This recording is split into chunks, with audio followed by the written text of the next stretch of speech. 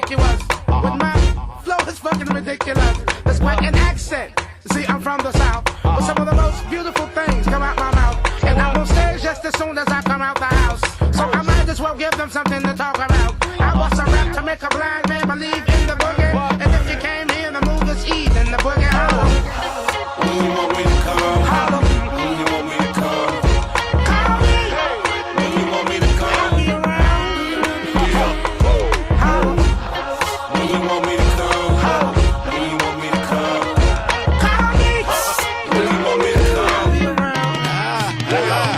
Here comes Timberland. I'm also from the South. I like them girls with big butts and gold in their mouth. I come from the back road in a dirty house. If you leave the door open, mama, cuss you out. I got a big dog in the front yard. Best believe that bitch bite hard. I got a granddaddy who think he Joe Clark. And that's how we do it round these parts. Oh! When you want me to come, Holla. when you want me to come, Call me. when you want me to I'll come, be around. yeah. Holla. When you want me to come, Holla. when you want me to come, Call me. when you want me to I'll come, be around.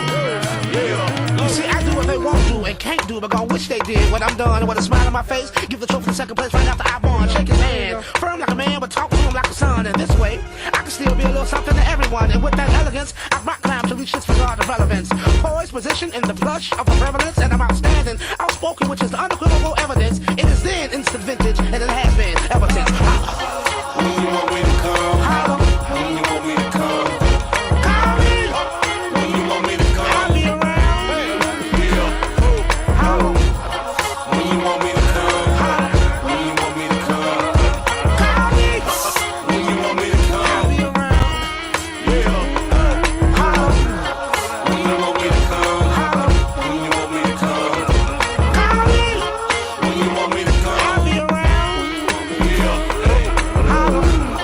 When you want me to come, Holla. when you want me to come, Call me. when you want me to I'll come, be around.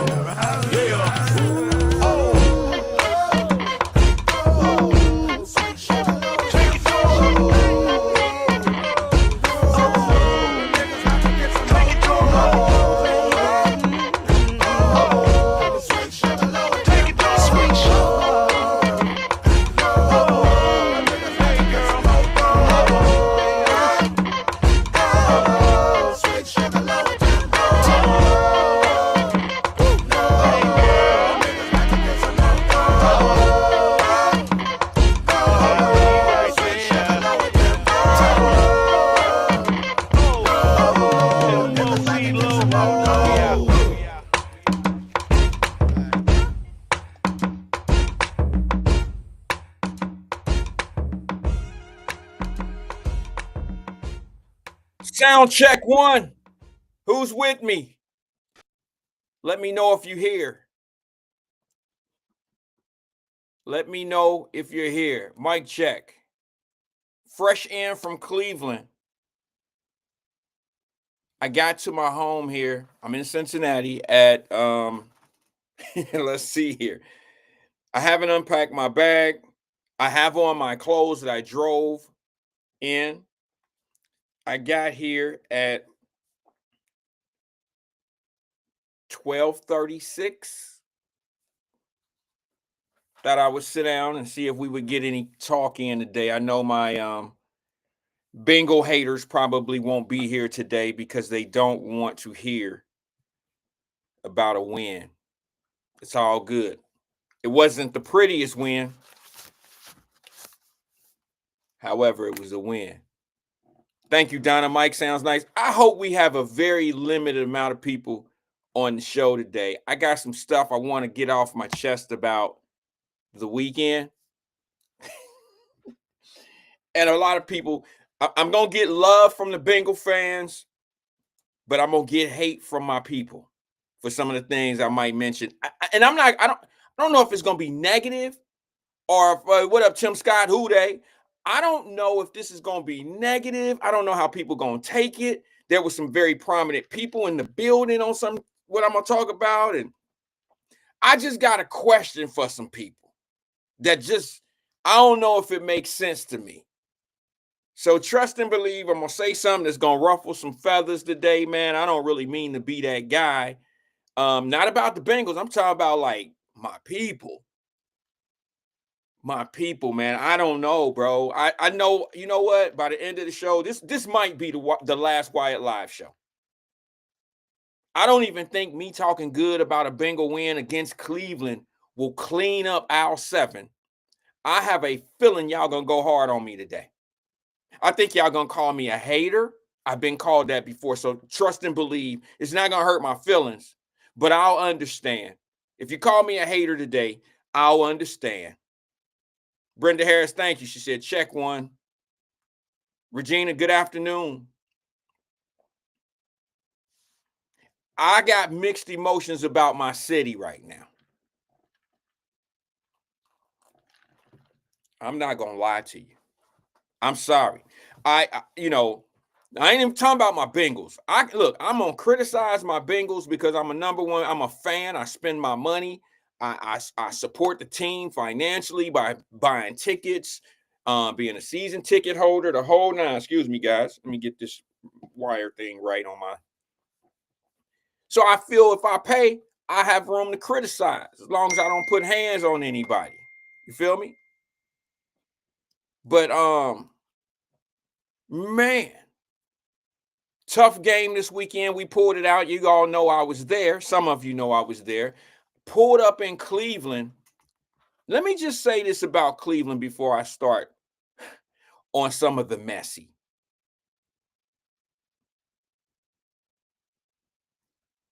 I have never, well, I shouldn't say never. Cleveland is no different than any other up and coming city with amazing attractions. Amazing attractions. But in order to appreciate Cleveland, you have to not be from there. You'll only appreciate Cleveland if you live somewhere else. Cleveland is like every other great dirty ass city. Cleveland ain't shit. I'm sorry. And I don't mean this in the football terms. I'm talking about city. It's a really bad ran city. No different. I don't know who run it. I know my hotel, I stayed in the Playhouse Square. For some of y'all who know Cleveland, I stayed in the flats. I stayed downtown at the Playhouse Square, which is it's like Bourbon Street, so to speak, of like New Orleans or whatever. It's not as turned as Bourbon Street. That was a bad analogy, bad example. But that's what Cleveland's version of fun and entertainment, nighttime entertainment, did the bowling thing, did everything that you can possibly do in downtown Cleveland. We was at it, had a blast. However, Cleveland is Cleveland. I don't even want to talk football today. I'll take my little 1 point, 2 point, whatever it was win. I had to get out of the building. Because when that second interception happened and it was lights out for the game, I didn't even see the end. It was time. I had very good seats. Who was that who said I had nosebleeds?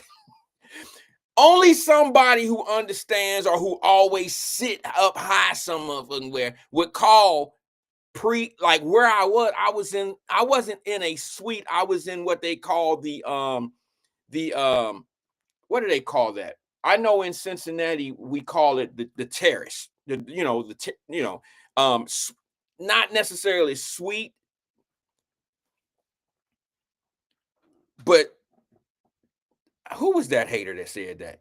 It was either Black Popeye. It was one of those dudes that I was clowning a year or two ago who had y'all was sitting up in the light fixtures.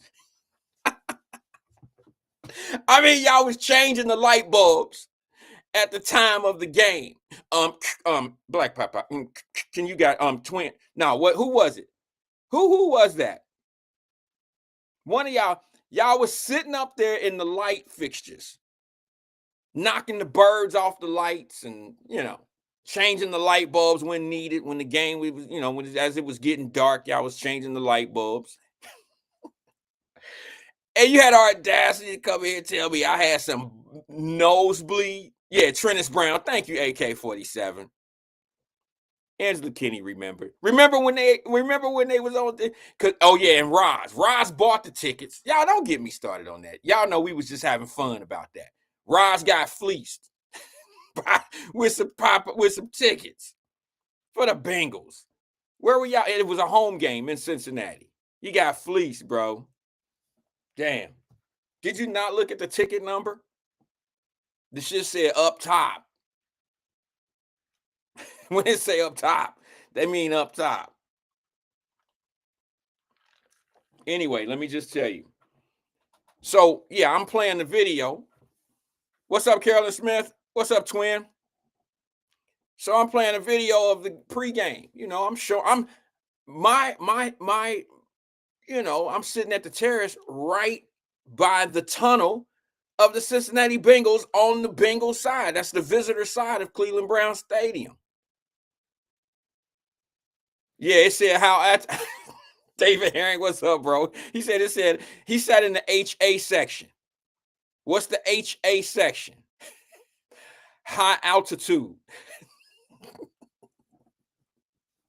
I'm sorry, but they went in. See, you can't return. See, this is where people get me. They get me messed up because they think I don't have a right for some odd reason. Lannis Timmons, what's up, brother? Stick around a minute. You might enjoy this one. They think that I'm not in, like I can't return a serve. Like you gonna try to play me, talk bad or whatever. I can't say anything. I'm supposed to be humble because I'm on the defense. You want a defensive player to be humble? No, that ain't gonna happen. Keep your comments to yourself if you don't want me to return a serve. It might take me a year, but it's coming eventually. But anyway, so I'm sitting right on the Bengals sideline, which is the visitor sideline, but I'm in the terrace, on the terrace, and I'm right above the tunnel. I thought it was a great seat. I really wish that seat was on the 50-yard line. It was not on the 50-yard line. That seat is not available. Like that particular setup is not available on the 50-yard line due to how the construction of the stadium. But I'll be honest with y'all. No, Brenda Harris said that the flagpole struck the view of the game. Not for me. I mean, y'all could go to my page. I went live a couple times. The reception is bad because they got 40 or 50,000 people on the same Wi-Fi. They call it stadium Wi-Fi. Now, you might as well try your take your Wi-Fi off and just go off of your service or your phone. That might work a little bit better. It's hard to get a really good live inside the stadiums because it's just too much. There's too much stuff going on in there that blocks a good Wi-Fi connection.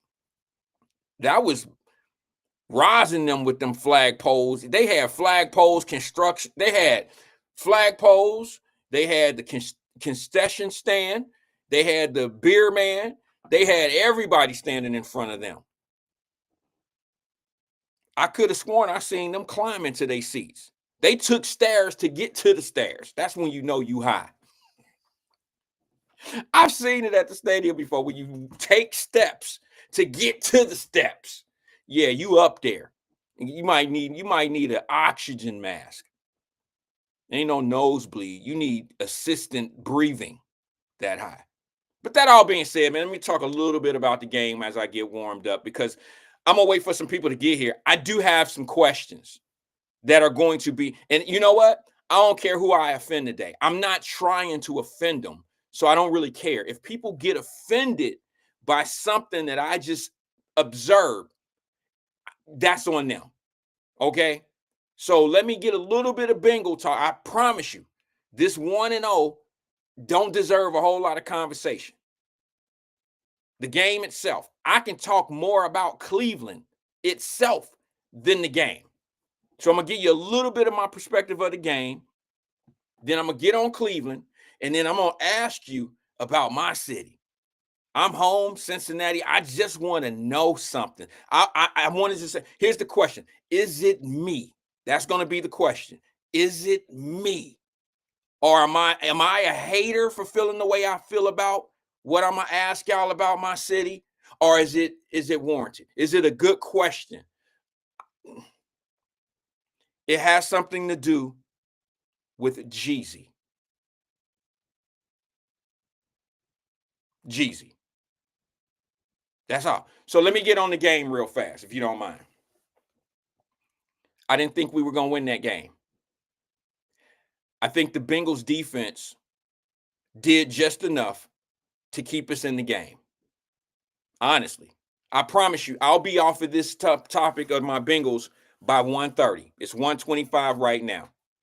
Tag somebody, let them know I'm going to have some questions that maybe somebody can answer. I'm going to show you the difference between Cleveland and Cincinnati. I'm not talking about the teams. I'm talking about the cities. I'm going to show you just how I think they're similar in a lot of ways, but they're different in major ways. The Bengals defense did just enough to win that game. But if they would have played, I believe, any other team in the NFL, I don't care who they are, if they would have played any other team that had an NFL kicker who could make a kick, we would have lost. We would have lost. They missed an extra point, Cleveland did. They missed a go-ahead field goal, Cleveland did. I'm talking about this was like a 30-yarder, 30, 35-yarder. I'm sitting there watching now. It's on the other end of where I'm at. The extra point was on my end.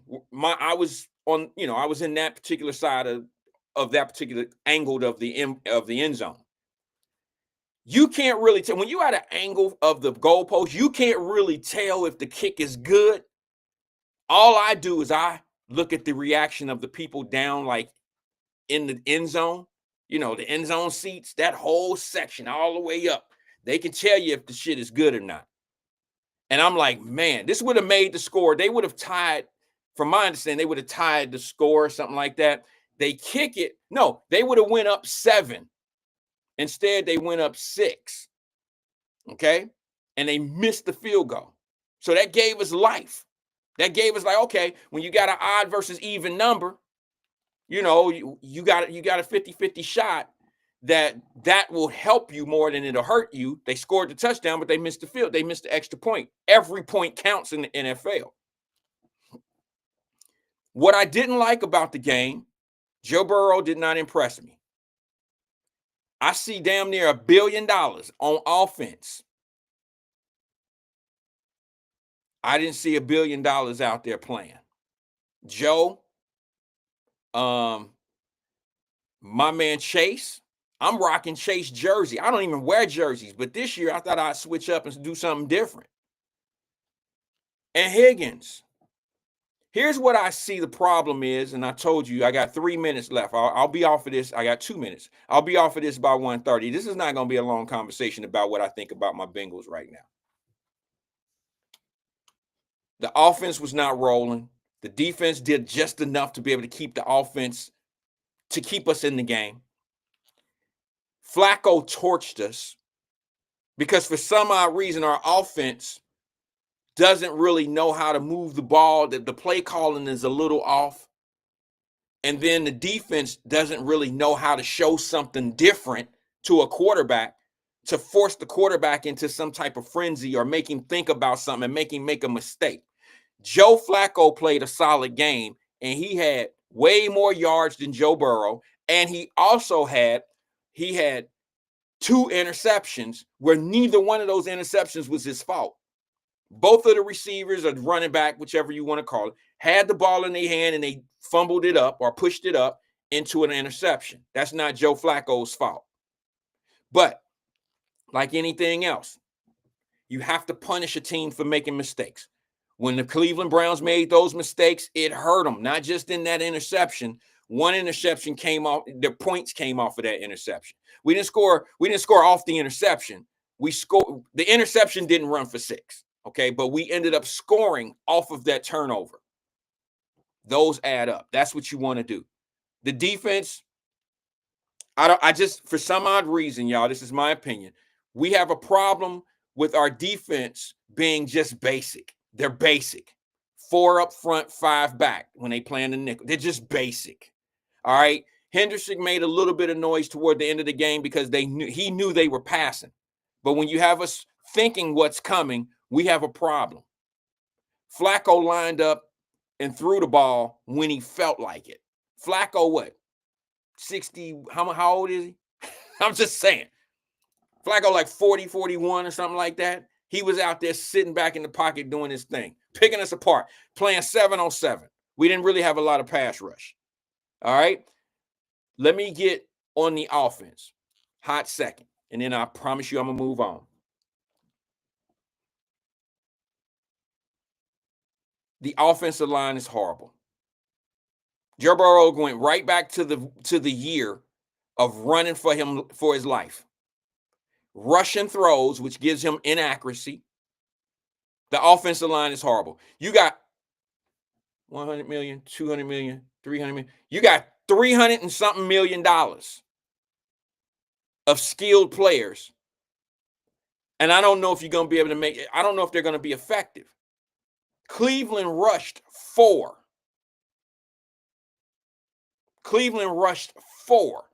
And was putting more pressure on Joe Burrow than the Bengals rushing 5 and 6. I just didn't understand it. The offensive line, we need help.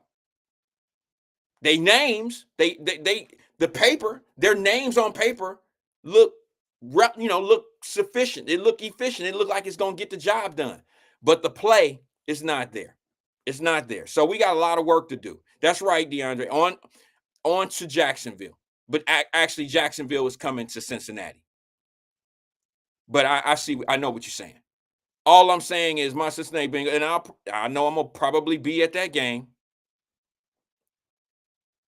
Twin, you're not allowed to say nothing about the Cincinnati Bengals. Your trash-ass Browns will be on the clock tonight. Your 2-17 or 2-15 ass Browns, Bears will be on the clock tonight. Stop. You're not allowed to say nothing about the Bengals. Your team will be playing tonight, and they're going to get the cow, kicked out of them by Minnesota. You and I have a conversation tomorrow about that. All right. I told you what I felt about the Bengals. And, of course, I'm going to be down at the stadium cheering and being the guy that I mean, what fan doesn't criticize their team? Let me tell you, I was up in Cleveland this weekend, right? You should watch the Cleveland news. If you had a V-Box, you'd be able to watch the Cleveland news. I'm sitting in the hotel watching the news, the after game. We went to dinner, did what we do, but at night, that 11 o'clock news that come on or whatever, 10 o'clock news, if you watch their news, cities are the same. Fans sound just like what we used to say. They sound just like Cincinnati fans when Cincinnati lose a game. Everybody got the same thing to blame, the same reason why we lost, the same, everybody sounds the same. We got this big, beautiful stadium down here and we can't win a game. The coaching don't know how to call plays and blah, blah, blah. Everybody say the same shit when they lose. I was watching the news and I'm just listening to them walk by and interview Brown fans. They didn't say anything to the Bengal fans. They just asked the Brown fans because it's local. And they were just all making the same excuse that all franchises that have these ups and down seasons or 500 seasons have. But now let me ask you guys something. Does anybody know what happened in Cleveland this weekend other than the Bengals winning by a point? Y'all know that the Flats, let me show you. This is where I was last night, or the night that I arrived. This is the Flats. Well, this is downtown Cleveland. Beautiful stadium, boats on the water, Hall of Fame, Rock and Roll Hall of Fame. It's an amazing looking city. They have the Playhouse Square, which that's where we stayed in that little district there. Unbelievable day, unbelievable restaurants. They had great barbecue, had great they have bowling damn near outside and rooftops all over the place. Jack's Casino, everything is slamming and jamming. The city is up on its best behavior, right? Wrong. Wrong. Can anybody put in the comment sections what happened down at the flats over the weekend while I was there? It does, Sierra. I've been to Boston several times and it looks same setup. Amazing cities. Boston on that same level. Boston on it's just the only difference with Boston is y'all have better franchises, sports franchises. But your city ran the same way as Cleveland. I won't quite say to the severity of Cleveland, but y'all had the same makeup. It's all the same. Y'all's business district seems to be a little bit more thriving. Your playhouse in the parks and things of that nature. I'll give you kudos for the fact that Boston is a destination that people want to come see. Cleveland is also. But I asked a question, serious question, and your boy was there. I was there. Does anybody know? I know some of y'all done already Googled it. Does anybody know what happened in downtown Cleveland yesterday while I was there in the flats? That's right, DeAndre. 5 shot. I won't be going back to Cleveland. It's funny how when you see these things happen in the cities and they try to keep it under the hats and they don't want the word, they don't want people to know the crime that's going on in these cities, because when you bring it up, now this is real. DeAndre, it's real. You didn't see it. I'm gonna play the clip here. This just happened yesterday. I'm in the flats. I just left. And they got bullets flaring everywhere. And I know there's gonna be some people that's gonna tell y'all, man, this shit is all make believe, and the media, they all want to just make sure that they just want to add this shit to make it look like you're voting and this and this. No, man, tell me, where do you bring in 100,000 people in your downtown flats and spread all this money out, and your city got knuckleheads running around shooting?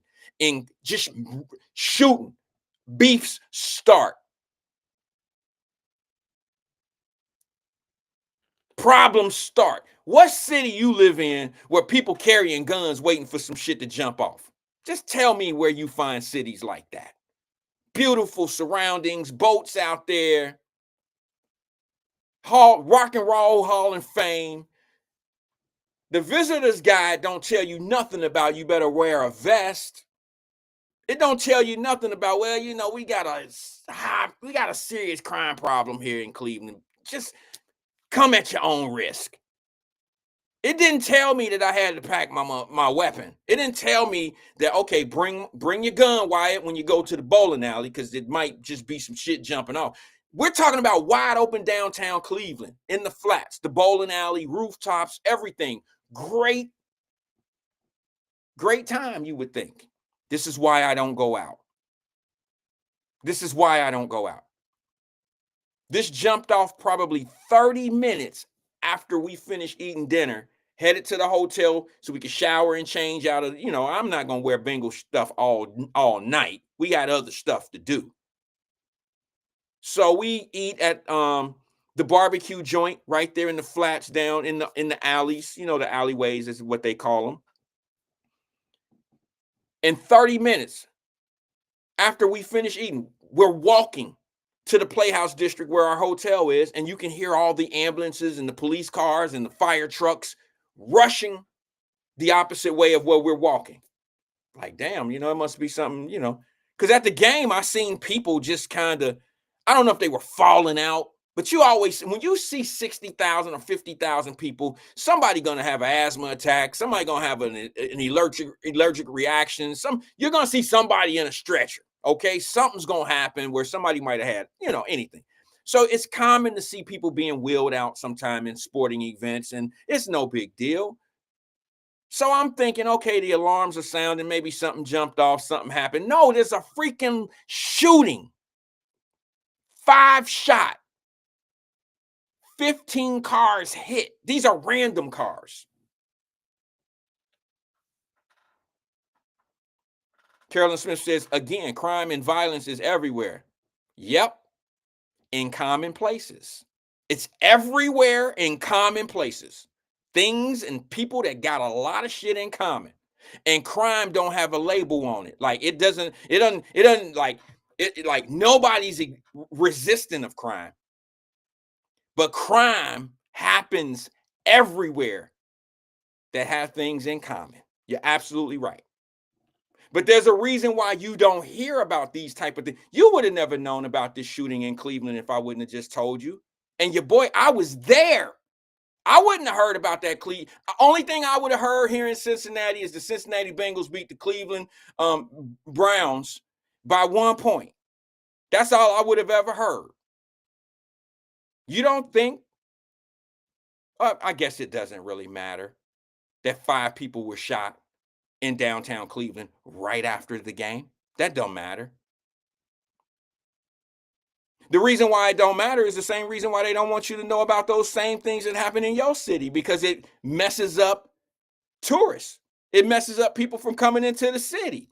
Let me ask you something. Let's be honest. I'm going to be totally honest with you. I had my tickets probably a month before this game yesterday. If this would have happened last weekend, I probably wouldn't have went to Cleveland. If I would have known they were shooting in the flats, I probably wouldn't have went. I would have canceled my trip. I would have canceled my hotel stay. I would have probably tried to sell my tickets that I purchased. I probably would have sold those tickets. I would have did another resale, a resale of a resale. I probably would have did all of that. So can we honestly say that cities don't want people from out of town to know their business? Crime happen everywhere. You're right. Shit like that don't happen everywhere. No, it don't. No, it don't. I got a V-Box. I can watch any city news I want to watch, and that same shit don't happen everywhere. That happens in cities that allow people to be walking streets and got certain people out here being protecting criminals and all that old bullshit. Now, y'all can call me what you want to call me, but it don't happen like that everywhere. It happened like that with certain things that are in common. Let me tell you one thing I seen. This gonna sound like an attack, but it's the truth. It's the truth. I put this on my mama. Hold on. What's that? What did I miss?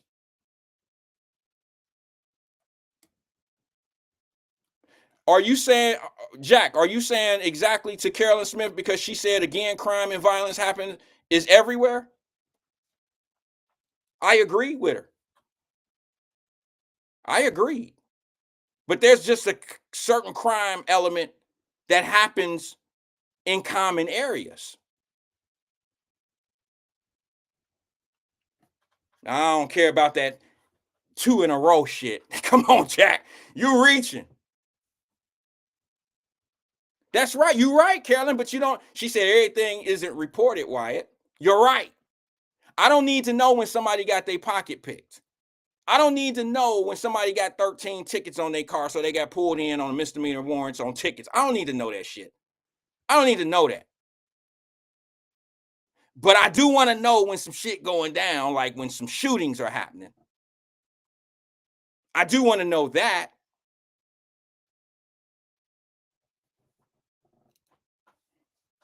I do want to know that. I've been telling y'all for the longest over here, we ain't, I'm not trying to be that guy, but I have to say, I told you so. I told you that we don't see, and I'm talking about even in Cincinnati here, we see 10% of the crime on the news in our own city. We don't see everything.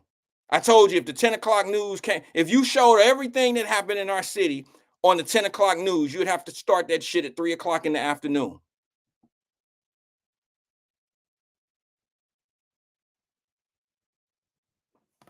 I will not be going back to Cleveland. Not gonna happen. They need to get that shit straightened out. Now, you can be mad at me if you want to. Matter of fact, I'll give you the tickets that I have for whenever they got, whatever I got for Cleveland scheduled. If you want the tickets that are at 50% off, since I'm a punk or a bitch ass and all that and don't want to go to Cleveland no more, come buy my tickets 50% off and you take your ass up there and have a ball. Have a blast. You know what I'm sad about? It's such a beautiful city. It's such a beautiful city. I mean, boats. I'm talking about rooftop restaurants. I'm talking about everything in the flats and walking distance. I mean, you can do anything you want to do in downtown Cleveland, from casino to great meals. Regina, you have to see the DMs. Regina said, no one is mad. Who is calling you names? It don't happen here. The brave ones don't come here and, they don't do it here. You know what I'm saying? I don't care about that. I bring it up to y'all so y'all know why I be on my trip mode sometime when I be saying what I say. Like sometimes people think I just be saying shit like I'm ghosting, like just bringing stuff up because because it's on my mind. No, I write down things here sometime, Regina, and it's who called me a band? I don't know what that is. Excuse me. Y'all have to understand there's a lot of people. Let me just start from this, and some people know what I'm talking about. There's a lot of people that watch this show that pretend they're not watching. So what they do is they make up.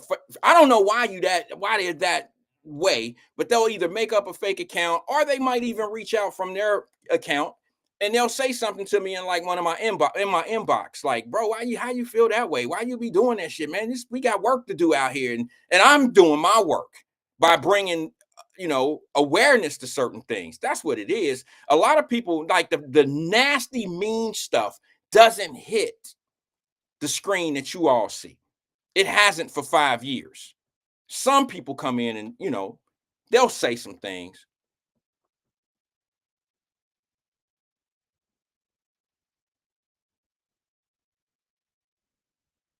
Well, bring that up. Carolyn Smith says all shootings aren't reported. I see plenty of GSW come through the hospital that don't make the news from all over the tri-state areas. Okay. Self-inflicting wounds may be one thing. And I'm not saying that that's what it is. I'm saying if a drive-by happens, what area? Give me an area where you feel like they're doing just as much shooting as other areas and they're going unreported. Just put that in the screen. I don't even want to debate some shit that we got to hypothetically be speaking about. Let's use real neighborhoods. Let's just use real stuff, because the hypotheticals get us into conversations that they go nowhere. They go nowhere. So I like to know where there's a bunch of shootings in the city of Cincinnati in one of the 52 neighborhoods that all these shootings go unreported because they're trying to keep it under wraps. Like they don't want you to know that there's a lot of shootings over in that area like it is over in that area because they're protecting them. Let's put it together. Let's not act like because they had one shooting over there that make up for the 15 over on the other side. See, they do the same shit. Yeah, okay. We can say that. We can say they do the same shit. No, it may happen over there. But what's the comment? If you hear a shooting in the city of Cincinnati, what's the first place coming to your mind? You ain't got to use my mind. If there's a shooting in the city of Cincinnati, use your own brain. What's the first area that pops up in your brain? It might not even be there because there's 52 cities or 52 communities in the city. But if there's a shooting, what pops up in your brain first? And you're not programmed.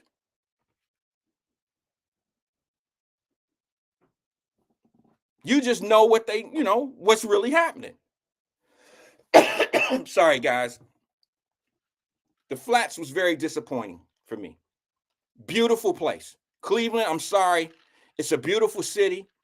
It's going to be a minute before I go back. I don't see national news there for some shit like, okay, I tell you what. Why don't I do this? Why don't I show you the news clipping or the news report of what happened in Cleveland the day that I'm there.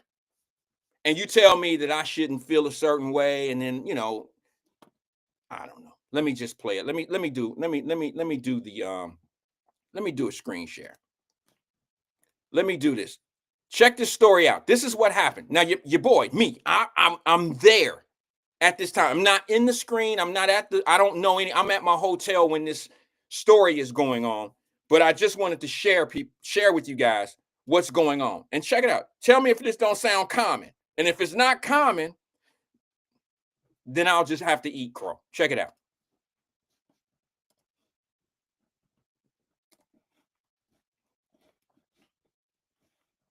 Tonight, one of the most popular places in Northeast Ohio is a crime scene. A section of the Flats East Bank, just off of downtown Cleveland, is roped off with police tape after gunfire breaks out, injuring at least 5 people. Our team coverage includes Annabelle Childers with families who dove for cover. But we begin with Natalie Clydesdale, who has new details from police on their investigation. Natalie. That's right, Lena. Well, it's a much calmer scene now, but just a few hours ago, we talked with witnesses who said it was complete chaos. They turned the speed to a nightmare out of the street. It was very scary. Mayhem unfolding at the Flats Sunday night. Who is that? According to the Cleveland Division of Police, around 6:15, officers working the special events detail got a call saying gunshots were fired. We down there, we kicking it. Next thing you know, they just start shooting. They just start going crazy. Everybody start running. My buddy and I got on the ground, and after that fact, we kind of got up. We saw 2 gentlemen get stretchered away. At the scene, officers treated 5 victims. One is believed to be a suspect. Investigators say it appears there was a fight inside a nearby bar that escalated outside, leading to the shooting. I was pretty shook up by it. Yeah, it's kind of crazy. Mike Hom was stuck in traffic on his way home from work when the bullets started flying. Kind of ducked down, and that's when my van got hit from the other side. Yeah, so that bullet was like 4 feet from me. His car, one of the many pieces of evidence investigators documented as they worked to figure out what exactly happened. And I'm down here all the time for work and stuff, so just, I guess, it's a reminder, yeah, anything can happen. Well, I want to point out that right now workers are here boarding up the Play Bar and Grill. This comes after an order from the mayor. Now, as for the victims, Cleveland EMS confirms that 3 are in critical condition while 2 are unstable. Lena. All right, Natalie Clydesdale reporting live in the Flats for us tonight. Thank you. And Cleveland Mayor Justin Bibb released a statement about the shooting a short time ago, saying in part, quote, "I'm outraged by the shooting in the Flats this evening. Gun violence has no place in our city, period. While the investigation is still unfolding, I've already directed my team to immediately shut down and board up the bar involved. We will hold everyone accountable to the fullest extent of the law," end quote. And witnesses at the scene of the shooting reveal a harrowing ordeal. Our Annabelle Childers continues our team coverage now live from the Flats. Annabelle. Well, Lena, we can all imagine just how terrifying it would have been if we were standing on these sidewalks or near that bar when the fight escalated. But also those people who were sitting in their vehicles, some of them tell us bullets came through their cars. But I'm scared. Like right now, the cops around here, but I see people walking around. I don't know if they got a gun or not. Through a rush of adrenaline, Brad Holzoffel explains how a day of fun transformed to panic. He and 5 others were driving in this van from a Browns tailgate to the Flats. Bowl, we're in traffic, moving 2 feet. All of a sudden we heard pop, pop, pop. Julie Rao was riding in the back of the van and says her thoughts immediately went to her 13-year-old son. I saw everybody running and realized it was gunshots and told everybody to get down and just leaned over my son to make sure he was safe. When the shots and the chaos quieted, they stepped out and saw just how close they came to tragedy. There's the bullet, went through that window, knocked out glass. One bullet hit the back of their van. Another lodged above the front passenger window. For Brad and Julie, seeing and processing it brings a wave of emotion. I can't stop hugging my son every time he's walking out of view for me. I don't want to get about. I walked my daughter down the aisle last night. My daughter got married yesterday, my first daughter born, and I'm like, you know, if I go to the hospital and they said you got cancer, you got 5 years to live, I can live with that. But I didn't want to die this way.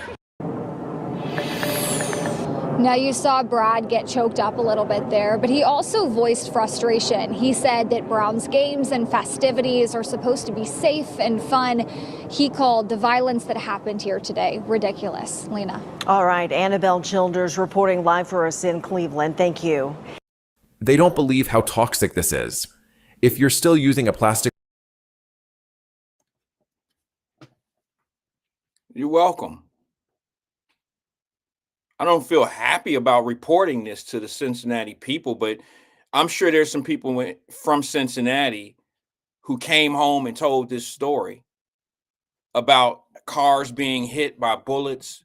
Bullets don't have names on them, folks, so anybody could have got hit. And I don't know about y'all, but, you know, like, there's other stories on the news, and they interviewed people. They were just longer stories. I didn't want to play too much of a, video because I would get knocked on here. But it's people having problems with one another, beefing. If you notice the little brothers laying in the street, those was black kids, man. That was us.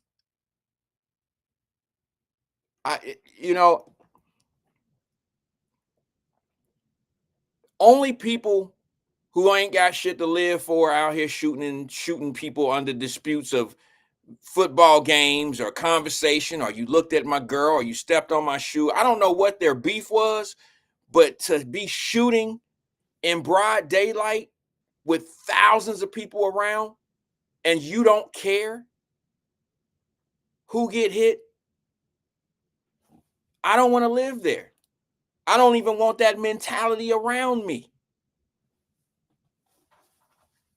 I don't want it. And we got people who actually defend people. Okay, I defend rights. I believe you have the right to do what you want to do, as long as what you want to do don't hurt me, don't hurt someone else. You could be a pure plum, dumbass, evil ass idiot, as long as it only affects you.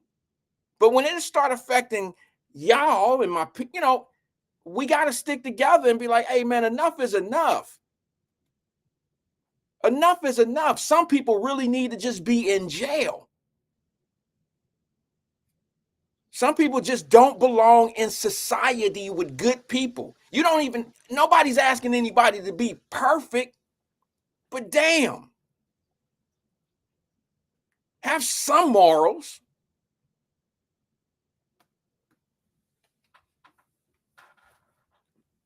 I'm looking at the business.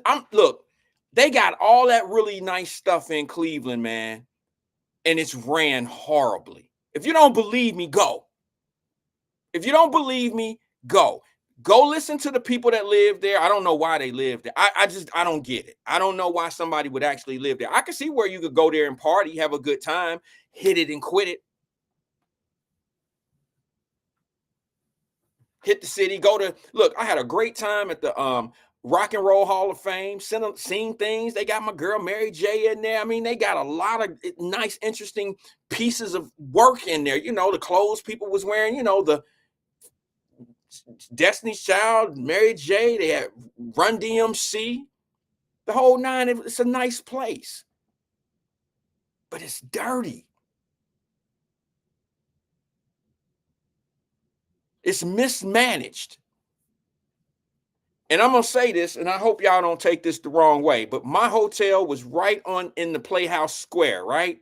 And right down, you know what? I might have took a picture of it. Let me see if I took a picture of this just to see let me see. Because I was really trying to take some pictures that I could come back and be like, hey, man, this is what I'm talking about. Daggone it. I don't think I have a picture of what I was looking for. But right outside my hotel room, here it is, but you cannot see who I'm speaking of. There is a building downtown where the sign Playhouse Square is on top of the building. It's at the Cleveland State University building. There is a marquee that lights up, and it shows. Let me see if I can show you this. It's not going to show. It had a list of people on that marquee. It was one of the marquees that go sideways, like a flag, like this, and you reading it as it's going and it's lit up. Look like some Vegas stuff. And guess what it was? It must have been, and this is not an attack. This is just, I knew where I was. I knew what was going on after I seen this. It was mayors. I think they had that mayor's convention up there. It might have been. I could be wrong. But they had something where all these mayors of Ohio had some conference or something. And I seen our lovely mayor, Avtab, on the marquee going by. And I guess he did a speech or something. Looked dapper as ever, had a nice suit, nice tie, nice Windsor tie, the whole nine. Looked real good. You can't hear it. They didn't have the volume up. But I seen all these mayors of cities going by. And I'm saying, okay, I see what they doing. They advertising whatever they had. And then here come Avatar right after it, because they do plays. Playhouse Square. Very entertaining district in Cleveland. I don't think it's a consequence. I don't think it's a coincidence that the activity that we see in Cleveland matches the activity that we see in Cincinnati, matches the shit that you see in Columbus, matches the shit you see in Toledo, matches the same stuff. Them same mayors that was up on there. I know y'all gonna think I'm attacking. I got other shit that y'all can get me on before saying this. This shit is actually real. You can go up there. If you go to Cleveland, you'll know what I'm talking about. If you ain't there, you might want to just listen and not believe me just to make yourself feel better. Okay? I'm telling you what I seen. I'm telling you what I was there witnessing. I'm talking about when you walk down the street of Cleveland, you need an oxygen mask or you need a COVID mask on. Let me tell you why. Because it reeks of marijuana. And you got a ton of panhandlers out there wanting anything you'll give them. I had a guy come up to me with a cup, banging his cup with a joint in his hand, in his mouth. Could you spare a little something?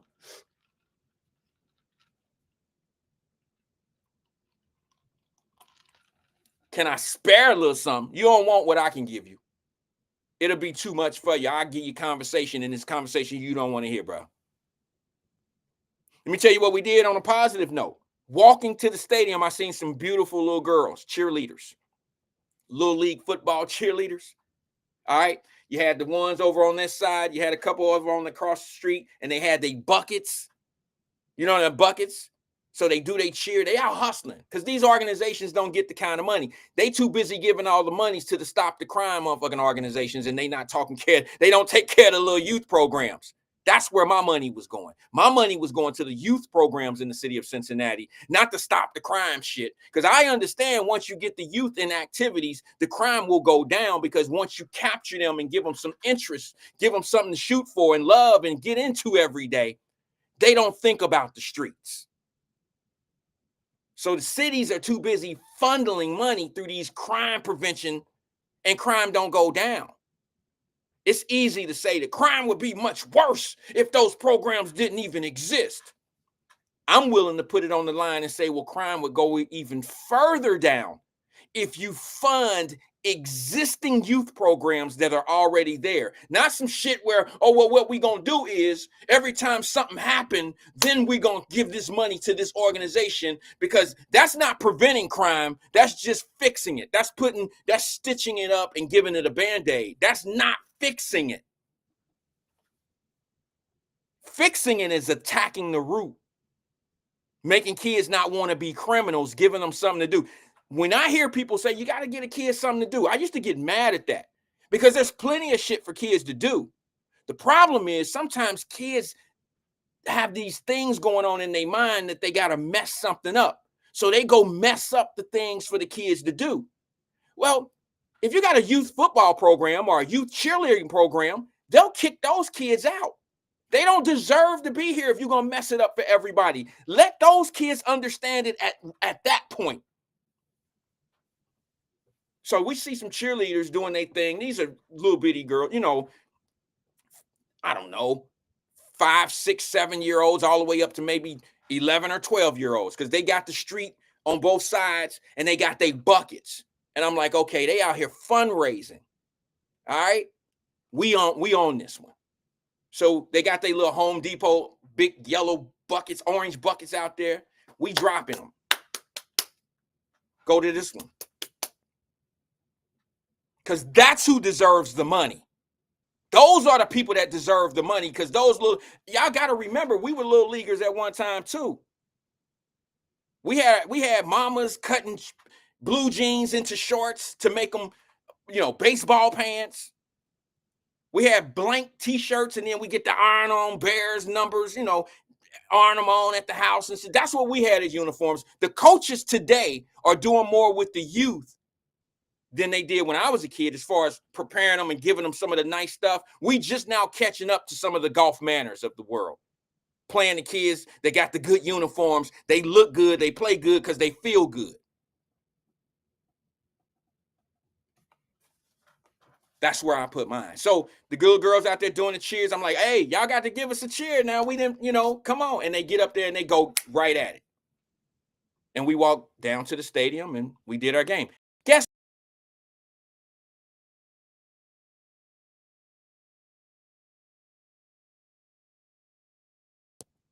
it looks like I've been cut. Let me make sure.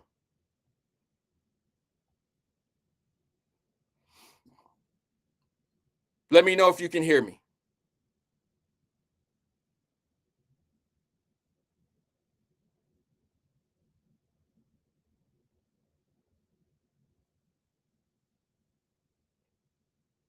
Still on Facebook. Thank you, Sierra.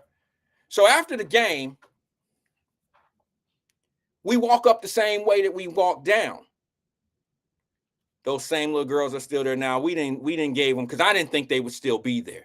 You know what I mean? You go into the game, and I don't drink alcohol. I don't smoke weed. I don't do all the things that I put my money into the youth. So I see those same little girls out there. They still out there hustling. Bless their heart. That's what we need to support, y'all. All these old fake ass programs, all that old come on, man. Stop getting hustled. Stop. And y'all might not understand it today, but you'll understand it soon, because I'm gonna stay on it. That's one of the things I'm gonna focus on. And I can't wait for somebody to say, well, Wyatt, you gotta pull your receipts. I can't wait for that moment. Thank you, Roz. He said we hear you. I can't wait for that moment. And I'm talking about the support of the youth in the city of Cincinnati, maybe even in St. Pete, whichever you want.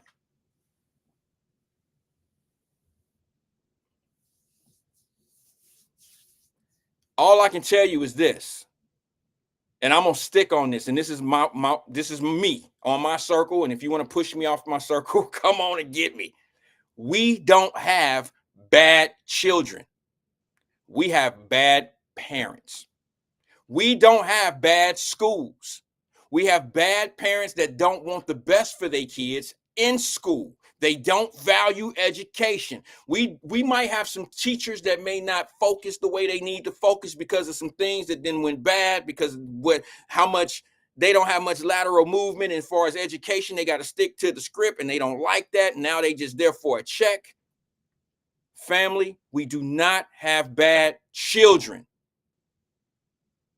We have bad parents. I promise you.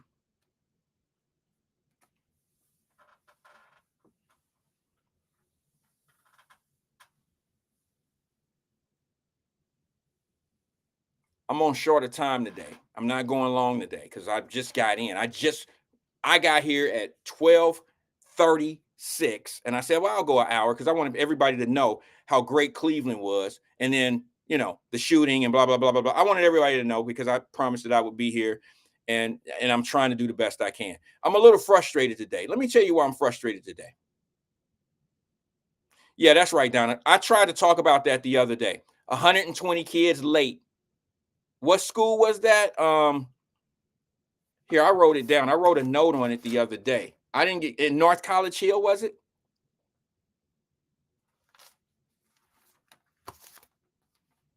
North College Hill?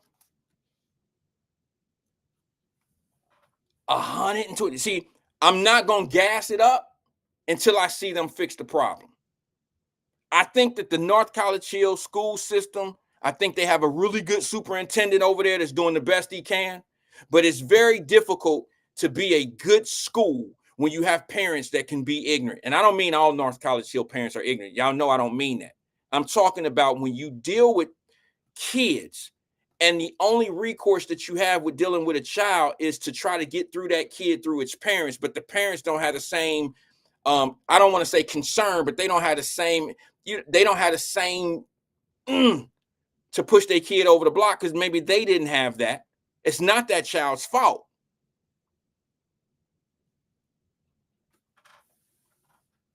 But now, what do you call an area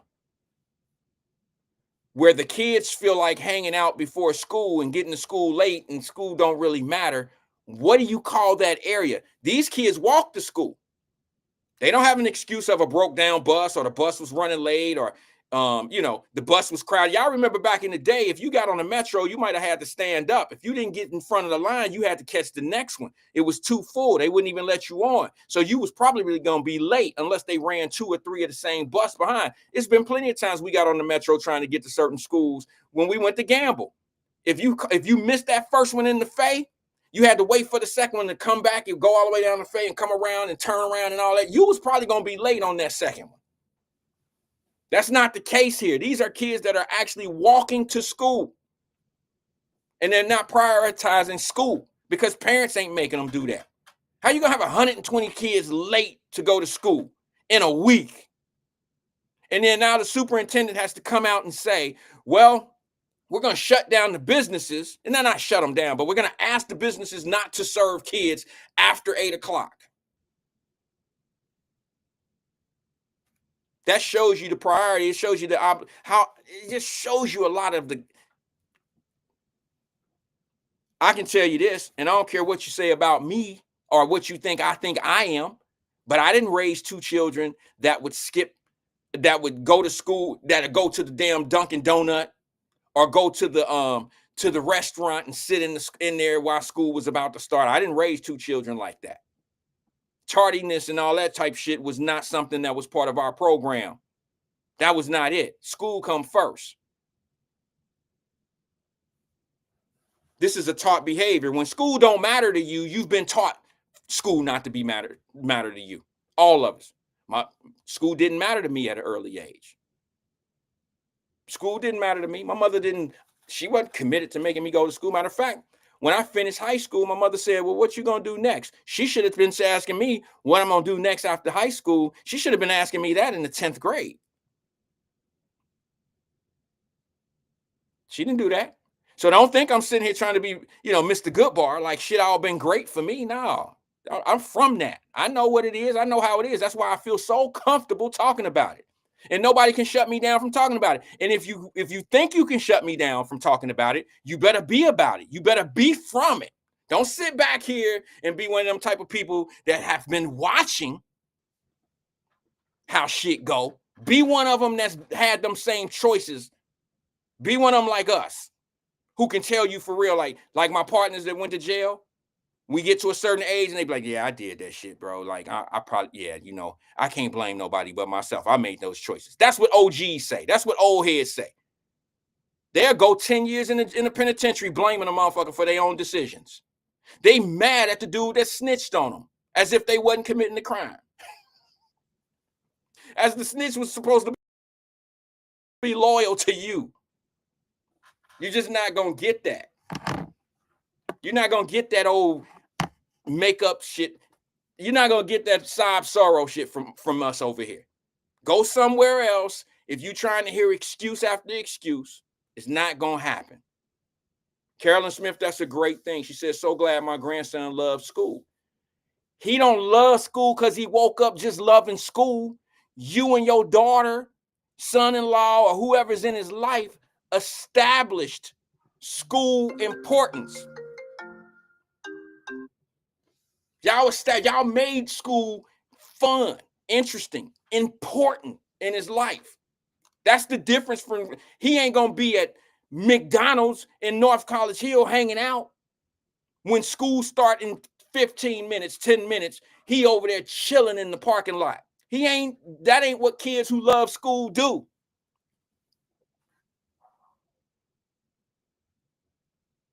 That's not what they do.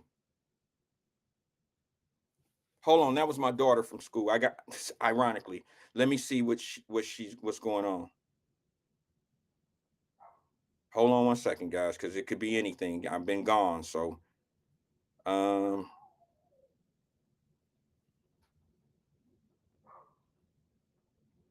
gonna show you, okay? And I'll wait for her text message to see, but I may have to stop for a second. I promise you. Oh, she said yes. Okay, so we'll keep going until I finish this point. Let me play. Let me see. Do I have that? Let me see if I think I have that. Y'all want to see? Did you all see the North College Hill? Is this old news at this point? Am I talking about something that, because I know nobody would cover it. They might say something about it, but they're not gonna give you the talk that needs to come along with what the real problem is. They'll mention it, and after they say what they say, it's past salt, like it ain't no problem, like it ain't part of the problem of what you see that our 18 and 19-year-olds are doing. See, what you're seeing is going on in North College Hill over there with the school being late and all this other. That's the repercussions of all that bad behavior at the beginning is what you see your 18 and 19-year-olds doing. And I'm about to, this is a great segue to talk about what I wanted to talk about, to be honest with you. Yeah, I know Donna said it was mentioned. It wasn't talked about. Y'all know I got that thing about there's a difference between somebody talking about it and somebody just mentioning it. Yeah, you can mention something, but that don't mean that you having that one kind of conversation. Let me play the video of what I seen in North College Hill, and y'all tell me. If it's old news, I'll get up off of it because y'all probably heard something. I don't know. Been about that check, Jones? I'll address that here in a second, bro. I think it's trash. Once again, you penalizing businesses, you penalizing people in the city of Cincinnati who trying to do the right thing and do the right thing, operate a business, and you penalizing them for the people that's doing the bad shit. Once again, you put the criminal and the bad behavior ahead of the good guy. Bullshit. That's how you know proper leadership versus bullshit leadership. Check this out. North College Hill School and city leaders are working together to get students to school on time. Sounds simple, right? But this is after more than 100 students were late last week alone. Ali Henner's live in North College Hill with the details. It's like the first week back at school, isn't it? Maybe week 2? Yeah, it's very early in the school year. A lot of kids being late here at North College Hill. So the superintendent, Dr. Eugene Blaylock Jr., says most managers of the major businesses near Galbraith and Hamilton, near the high school and the middle school, have agreed to deny service to students on school days after 8 a.m. by not allowing them in their restaurants or stores. Now, this is all in an effort just to get kids to school on time. 120 kids late. Hey, pause for 1 second. Let me ask you something. As a businessman, how would you feel, or a businesswoman, excuse me, y'all. As a business, how would you feel to be asked or to be told by your community, can you not make money because we got some people that's not doing the right thing? Your product is not making them do the right thing. They just don't want to work on a schedule that's conducive to doing the right thing. How would you feel if you woke up every morning and you fix hot breakfast, but you were told that you can't sell hot breakfast between 8 and 8:30 to people with money? Wouldn't you be like, well, wait a minute. I don't want to shut my business down to stop serving kids or stop serving people. Can't we make it where they just get here early? I mean, can't we just, who's in charge of making kids do what they supposed to do? You want me to stop my business for kids And maybe they'll let other people in. Maybe I'm missing the mark on this. But my point is, if a kid got $10 to spend with me, I can't get the $10 after 8 o'clock because he's supposed to be in school. You want me to turn down money? I don't get that. Make the kids do the right thing. Don't make your businesses suffer. Make people make better choices. Make people do things the way it's supposed to be done. Stop penalizing businesses for the choices that people are making. Now, let me let these folks, let's finish this up. 120 kids late. That's like unbelievable. North College Hill Superintendent Dr. Eugene Blaylock Jr. posted to social media Wednesday saying just last week 120 North College Hill high school students were late to school. The high school, our doors open up at 7:45. Students are not tardy until 8:15. North College Hill is a walking district, so there's really no excuse whatsoever for students or for parents to allow students to come to school tardy. To address the issue, Superintendent Blaylock has collaborated with the city, police department, and local businesses to deny service to students after 8 a.m. on school days. If they don't allow them in their stores and restaurants, the hope is they will go straight to school. I think it's a good idea for them to ask businesses, because if we all can collaborate together, then we're going to see the change. Because if they're in a classroom, then things are getting done, right? Cynthia Collins lives in North College Hill. Her daughter used to attend the high school. She says she sees mischievous behavior from teens on her street. We see kids walking up and down the street, cussing, spitting, dropping paper. You're like, hey, can you get that out of my yard? Like, I'm sitting right here, and it's just like, whatever. Collins says parents need to step up. I think everything starts at home. So here's the thing. It's our responsibility as the parent. We need to do better. I think parents need to do better. We can't just let it fall into, the teachers' laps. They're doing what they can. They overwhelmed. Superintendent Blaylock says they need students to be on time and ready to learn. We will not and cannot blame the teachers, the administration, for students coming to school late. Hopefully this initiative worked, That's all we can ask for at this juncture. Yeah. They want to graduate, you got to be in school, so. Well, we did speak with many of the business owners and managers here in the area. None of them wanted to go on camera, but most of them said they support this initiative and they hope that it works. There's also a school hours curfew from 8:30 a.m. until 2:30 p.m. for students. Now, if they violate that, they or their parents or legal guardian could be at risk of legal jeopardy. Now, live in North College Hill with photojournalist Chris Waldman, Allie Hennard, Fox 19 Now.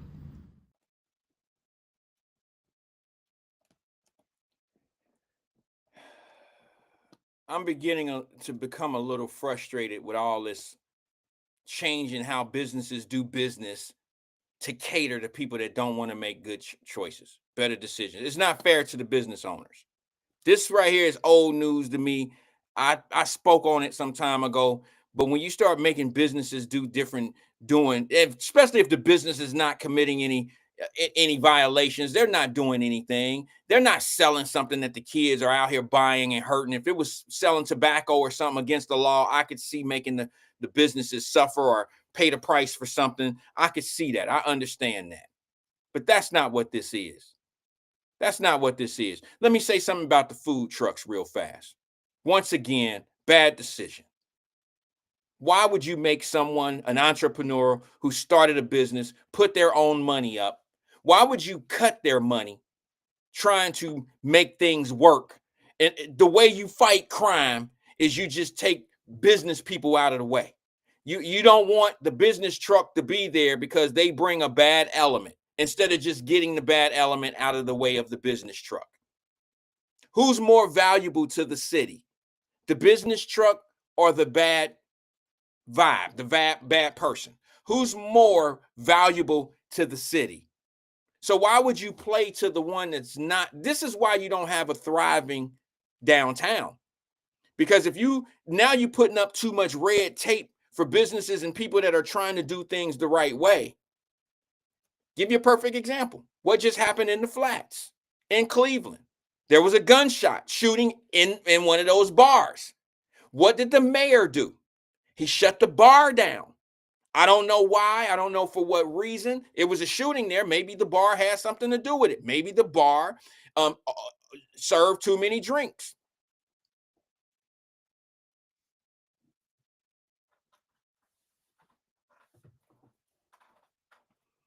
Been about that check said the crime more valuable. In the long run, it is. I mean, if you're looking for the criminals to be processed, maybe in that kind of way, maybe in the long play. But the truth of the matter is, good thriving business in your downtown goes a lot more. It goes further. The city don't get paid on crime like you think they do. Now, the people that pop up all these programs, crime preventative programs, yeah, they get paid, but they don't pay taxes. Those are individual gains. Those aren't city gains. These are 5013 programs that pay absolutely zero tax. So the only time those people get money is or benefit the city is when they get money and they may employ people in their 501Cs, and then those people spend money in the neighborhood or spend money in the city. That, a tax base for that. But I would rather have Tanika selling cakes out of a brick and mortar in downtown Cincinnati, or Tanika have a cake truck. I would rather have that than to have some crime preventative program that I'm sinking money into, because crime ain't going nowhere. Obviously, these programs aren't working. Stephen Speed said drove through downtown, can't find a fast food restaurant. I don't respect, and now this is gonna sound crazy, but I don't respect any city that don't have a McDonald's in their downtown district. If you don't have a McDonald's in your downtown district, there's something wrong with your levels. There's something wrong with your levels. Business, you're gonna have to pay businesses. You're gonna have to have tax incentives for businesses to come to your city if you can't sustain a McDonald's in your downtown, in your metropolitan city. Sorry. You don't see any of the major brands in your city in downtown. Cleveland losing them too. Cleveland is turning into more of a they're turning more into a, how a lot of big flagships come into cities and bring, big name. That's not what they're doing. They have a lot of different little small rib joints and small little, and I love it. I love it. I love the fact that small business. Here's the problem. We all know, and the writing's on the wall. Big business always come in and take over small business. So in order for you to see what it's showing me is when I see more small business around versus big business, something's telling me that it's a problem area. Big business will always come soak up all the money. They will absorb all the money. And they do that. No, if they're not there, they know it's not money to be made. There's some type of issue going on. It don't necessarily have to be negative, like the area don't have to be a negative area. It could be that the executive taxes are too high. It could be that the rents on a 10-year term on a rent is just too high in those areas. That might be why they won't do it. It might be, I'm going to say this because people are going to get mad when I say this, because it's going to sound like a corruption, but I know this to be some real shit. It might be that McDonald's can't buy land in your city, in your downtown, and they're one of those individuals they won't lease. And if they won't buy the land, if you won't sell them the land, they won't come. You'll sell it to the 3CDCs of the world, but you won't sell it to a flagship company. When they trying to keep all the money, they might. I mean, it all depends on how your city is managed. It all depends on how your city is managed. Some of these places will not buy. They won't rent. They won't lease. If they can't buy the land, they won't build up. They won't build ship there. They won't participate in the area because they understand the importance of owning the property. They understand that. It's part of how they function as a franchise. who was that said that? Let me see. The downtown McDonald's was fight heaven. Yeah, that's probably another reason. That's been 25 years ago. How long? Somebody looks up, Alethea. What's up, sis? Somebody tell me, what was the last time we had a McDonald's in Cincinnati, downtown? It's been at least 20 years. It's been at least 20 years. Now you have small businesses down there that are huffing and puffing for the same reasons of why McDonald's left. You can't say that McDonald's wasn't making money. It was definitely making money, but I don't know if the money was worth all the issues and the fines and the problems that McDonald's was facing. Alethea said 1997. My goodness. How many years ago was that? You see what I'm saying? Did you know that McDonald's didn't even make it didn't make 2000?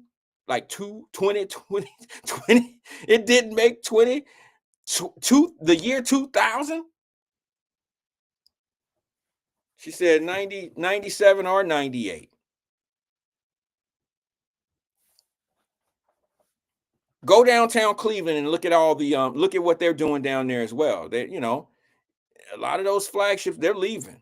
They're not even there. You can still see the signs.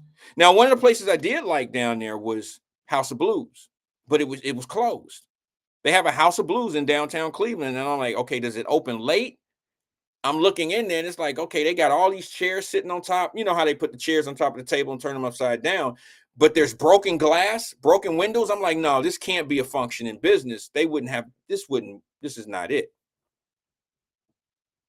All right, I got to get out of here, y'all, but I got to bring one more thing up before I do get out of here, okay? I got to bring up one more thing. I lost the phone call. That's good. I'll take a call, but I really don't want to take a call today if I don't have to, because I have to unpack. I have to get ready. I'm home in Cincinnati. I gotta take a shower. I gotta do some things before I get at my day, okay? I gotta be honest with you and tell you that I'm a little nervous to have this conversation. I'm a little nervous to bring this up. The largest McDonald's, Stephen Speed said McDonald's had upstairs and downstairs. You're right. The largest McDonald's I've ever seen in downtown of any city. Now, I haven't been to every city. I'm saying the one that I've seen. The largest downtown McDonald's I've ever seen in my life was in New Orleans. It was like 5 floors high. It's in downtown in one of those historical old buildings, but it looks like McDonald's on the inside. You know how they have their standard shell? It was McDonald's on the inside. Outside, it was not, you wasn't McDonald's loving it, none of that. It was a historical, it was what New Orleans French Quarters looks like. Okay, if you like French Quarter buildings and things of that nature, you would love this McDonald's. It was Ronald McDonald and all that on the inside. Okay, it was 5 stories high. 5 stories high, but it was thinner. Okay, 2 floors you order. They had the first floor you can order and you can dine in. You skip that one. The second floor was a dine in. The third floor was a order, and then the fourth floor you can sit up and dine. So it was every other, first floor was a dine in, or was a dine in and order. Second floor was dine in only. Third floor was order or dine in, and then the fourth was like a rooftop, sit out on the patio on the roof McDonald's. Okay, the best McDonald's I've ever seen in my life, but that was many, many years ago. Alethea says Chicago McDonald's was nice. McDonald's in Chicago is nice as well. The most impressive store I've ever seen in downtown Chicago that's a regular store, I've never seen a Starbucks. I don't drink Starbucks, but I'm a fan of that Starbucks building that they have on the corner down on Michigan Ave in Chicago. I've never seen a 6th floor Starbucks in my life where you ride an elevator to get to each floor, or you can take the stairs. My wife and I sat up on the rooftop and had coffee and donuts at the Starbucks. I just took a regular, she like all that fly stuff. It was amazing to sit down and you look over the edge, you can see Michigan Ave, and they have, the stores and the strip. Really nice. Check out Starbucks in Chicago if you ever go. And according to Alethea, my sister, check out McDonald's in Chicago. I don't think I've ever been in the Chicago McDonald's. I'm not really a big follower of McDonald's. I'm just saying most metropolitan major cities have 1 or 2 McDonald's. I would have to think that there's probably 3 McDonald's, maybe 4 McDonald's in Chicago's downtown. Because y'all know there's 2, if you don't know, Chicago is so large, there's 2 different downtowns. You have to cross a bridge to get on the other down on Navy Pier has one side, and then on the other side, there's another downtown. Both downtowns are bigger than Cincinnati downtown, Cleveland downtown. I don't want to use any small towns. That would be pointless. But our major cities, in Ohio, you could put them all together and they couldn't compete. Their downtowns couldn't compete with you can put us all together. They couldn't compete with the 2 Chicago downtowns. It's ridiculous. It's ridiculous. All right, I'm a little nervous to have this conversation. You got me for a couple more seconds. I'm not nervous. I just don't know what the reaction is going to be. Okay, help me, family, if I'm wrong. And I know some of y'all don't mind telling me when I'm wrong, telling me when I'm a hater, seeing things for all the wrong things, or I don't, maybe I don't get it. Let's just say Wyatt don't get it. Aaron, what's up? He says, where is the Starbucks on Lake Michigan? I don't know. I really don't know. I don't know. I got a question for you guys, and I don't know how to pose it, so I'm just gonna ask it. If we all sitting outside and we just at the picnic and we just talking as a family and trying to get some things answered. Guys, how do I say this? Because I know some of y'all may have been there. Some of you had loved ones there. Some of them had idols. Some of y'all idols was there. Some of you, people that you respect was there. And I look, this is not a gash at them. This is not an attack of them, but it says a lot about how things are today. When I tell you we don't have bad kids, we have bad parents. And I'm not suggesting that everybody that attended this is a bad parent. I just want to ask my family something. And am I the only one that feels this way? Ross says, I think hating is cool. Well, I don't think I'm hating here. I just think it's a legitimate question. I don't know if it's going to fly over too well, because I know we had some prominent people that found themselves in the place to be. You know what I'm saying? Family. Let's see if I took that picture. Is it me? Let me see if I took that picture. But how is it that Jeezy came to Cincinnati,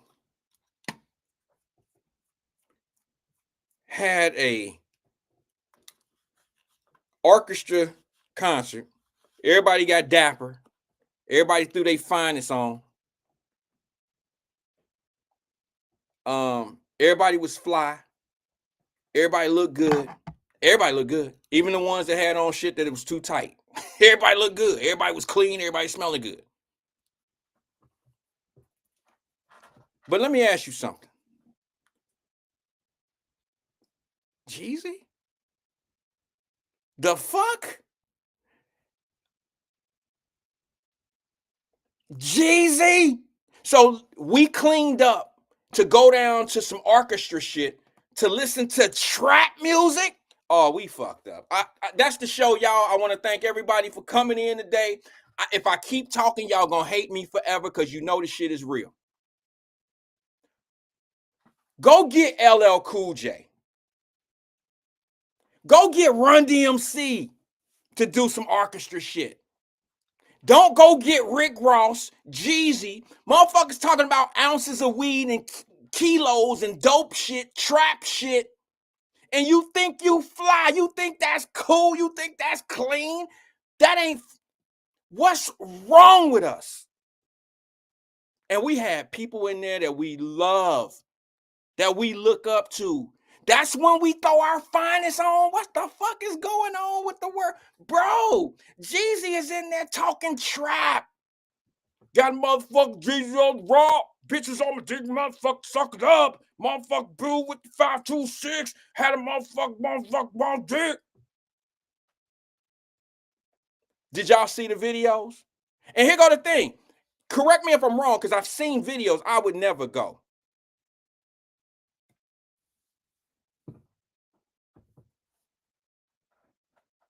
I would never go.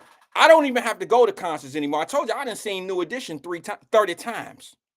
I done seen them in Vegas, Los Angeles. I seen them when they came to the Jazz Festival. I seen them. I want to thank everybody that go Facebook Live. I seen them in California. I seen them in Canada. I seen the motherfuckers in Japan from my living room. Boom, doom, doom, doom, doom, doom. Let me see. Let me see something. Let me just for the hell of it see something. Let me just see something. Let me just see something.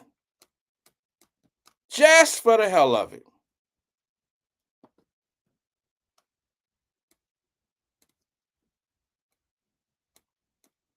Nope, I guess I don't. I guess I don't. I was just trying to see if I had Jeezy in my catalog for the show. Just like a little open up, you know. I don't. I'm just trying to, is it me? Am I wrong? I'm not making fun of anybody. Thank you, Frank. Fame is like a historian hip hopper such as myself. Here's a quote. Some of Jeezy's lyrics. Hide the rest of the grams at my auntie house, with sound fly being wrapped over a violin and a CeeLo running feature. I don't know what running what full time. I don't know what that is. Fame. Hide the rest of the grams at my auntie house. We cleaned up for that.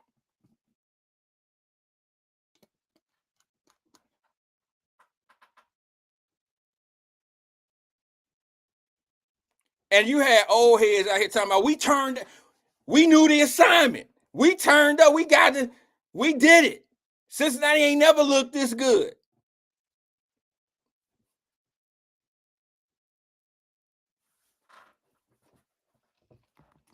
I know I'm a hater. Now, I'm just the realest motherfucker. I'm the only one that'll tell you the truth. You look crazy as hell. I'm sorry. Go to Bootsy. Let Bootsy get on stage and y'all put on your tuxes. Let Bootsy, baby, let him do his. Go get LL Cool J. Go get a real artist that talk about something, not trap. And I know you feel good because Ocho Cinco, Chad Johnson showed up. Remember he told everybody on Shannon Sharp's show, they got this combined show, right? And I covered it. He told everybody that Cincinnati had some badass women, and he got laughed at on ESPN. But what did I say? Who was here?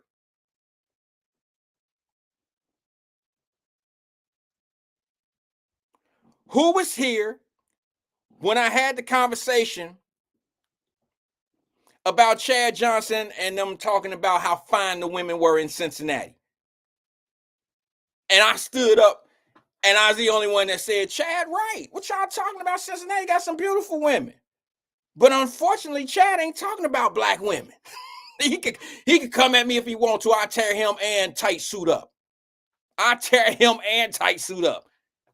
Giving a damn little girl on fans only $20-30 million for some goofy shit. I tear both their ass up. Chad wasn't talking about y'all, sis.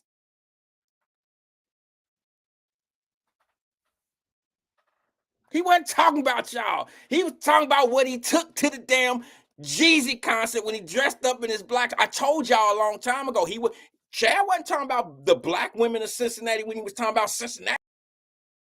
They got some bad women. I didn't laugh at him. I knew what he was talking about because I know what Chad was rolling with when he was in Cincinnati. I seen what he was rocking.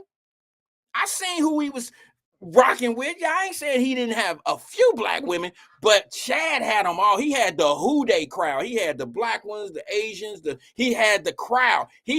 That's why he felt comfortable saying Cincinnati they got bad women. Did you see what he took? He took a Blasian. Chad got more options than most people because Chad got a checkbook. And y'all can get mad at me all you want to. But I'm telling y'all, when Chad said that goofy shit, it was goofy to them. To me, it was real. I knew what he was talking about. Chad said to people that hang out in Cali and all these other big major cities, he said on the air, on that show that him and Shannon Sharp do, he said Cincinnati got some bad women. And I did the show showing you what he said. And then I said, well, yeah, he's right. Because Chad don't just mess with black women. Like, he talking about all the women. He ain't talking about what y'all think he talking about. He talking about all the women.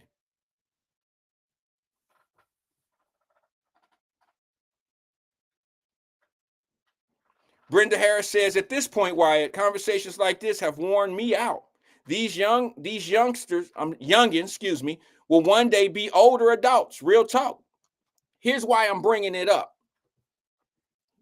I'm watching us go down in an orchestra with suit and ties and looking amazing. Look, I can't say that I seen anybody that looked foolish. I'm not suggesting that at all. I got a video. I don't know what I did. I think I had a video. I'm gonna let that video burn. Did Jeezy walk out in a tux? Because the video that I see of him, he had on all black with some tennis shoes and a beater on, if you want to. He had a t-shirt on with the arms cut out. Did he walk out? Did he get hot and take the shit off and now put on regular clothes? Because I seen everybody turned up at his concert and he didn't have the same shit on that they had on. Where is this video at? People came out looking amazing. The problem is, it was trap music. And y'all wondering why our kids out here listening. This is the generation who have fucked up kids, who kids now listen to the same Jeezy shit in the 10th power. I said what I said because you know it's true. I said what I said because you know it's true. Here go the video I seen. I'm going to burn this video and I'm going to share it for one. Let me see something. Oh, that video is 1.5 minutes long. So I'm going to let my recorder record it for 1.5 minutes, and then I'm going to send it to us. So I got my recorder going, and then I'm going to send it. Jeezy got his hat on to the back. He got on a t-shirt. Okay, Edward Bentley said he had a tux on at one point. Did anybody wear a backup outfit under their tux?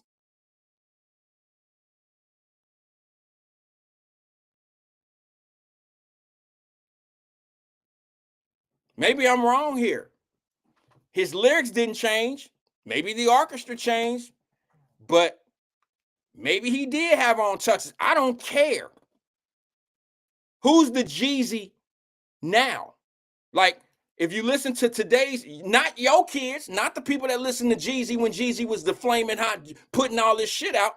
I'm asking you, who is the new Jeezy? What's the generational Jeezy of today? What's the dude named Chief? What's his name over in Chicago? Them dudes. They talk about trap shit, ounces and, selling bricks, smoking your mama.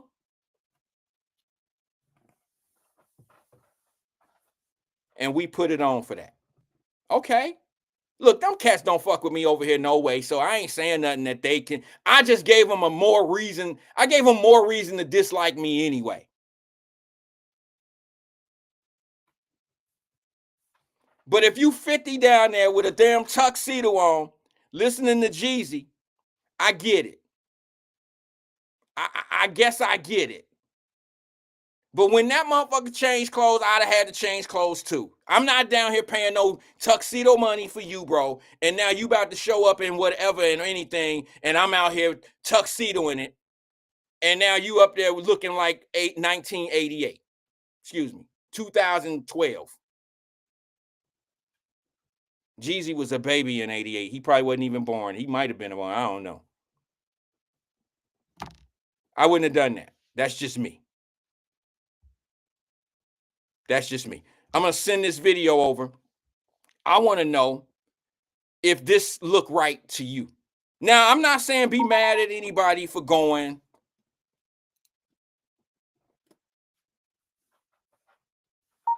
I'm not suggesting that. I'm just saying trap.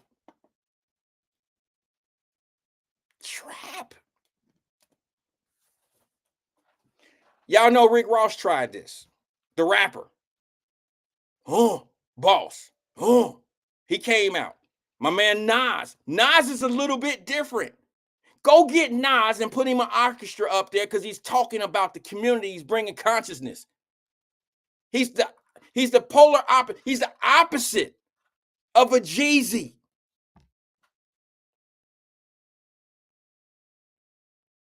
Jeezy is talking about dimes and nicks.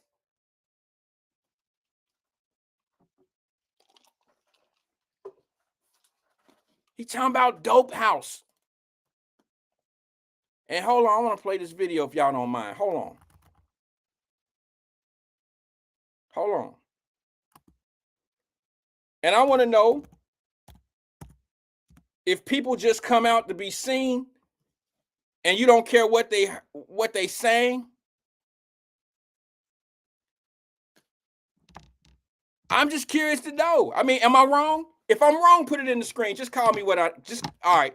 Call me what it is. Wyatt, you're hating.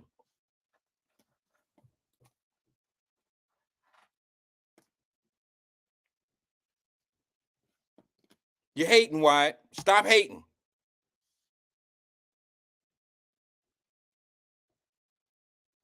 What's that, Jerica? Jerica said, I think everyone look nice and some like trap music, to each their own. No. JV, we in disagreement today, sis. If we want to know why our children are doing what they doing, is because we got Jeezy babies. We don't have Luther Vandross babies no more. We don't have Keith Sweat babies anymore. Come on, JV. You bigger than that. You and I need to be right here today. It ain't no for each their own. Who do you think's more respectable on the spectrum between Nas and Jeezy? Who do you think should have an orchestra behind them? Come on now. Jeezy is teaching us the dope game. Nas is talking about what the dope game has done to us. And we got our prominent people. We got people down there because we can throw something clean on. We'll just go to anything to be seen in the community just so you'll remember to either vote for me or rock with me. Or how about I represent, I'm okay supporting foolishness. Even if I can put my best suit on tonight and put on my cologne. Go get a shape up. Don't matter what the message is. None of that shit matters.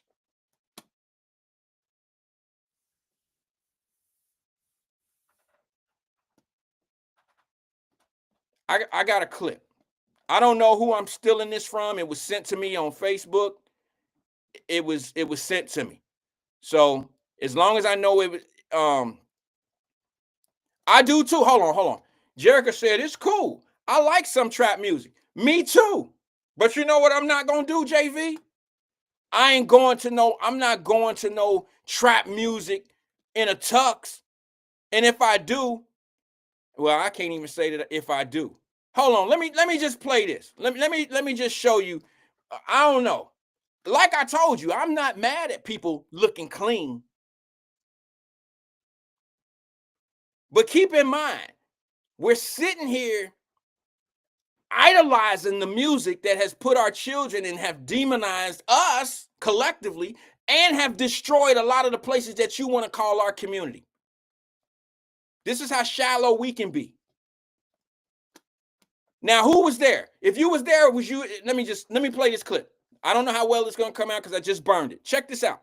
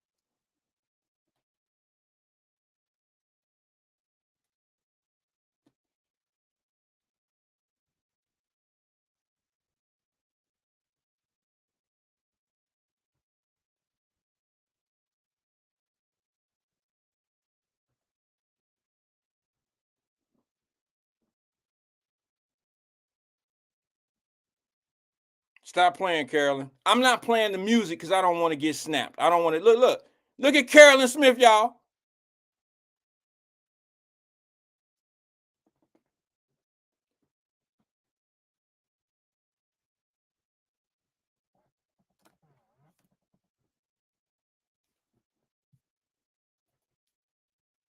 Anybody want to fill in the blanks on the lyrics?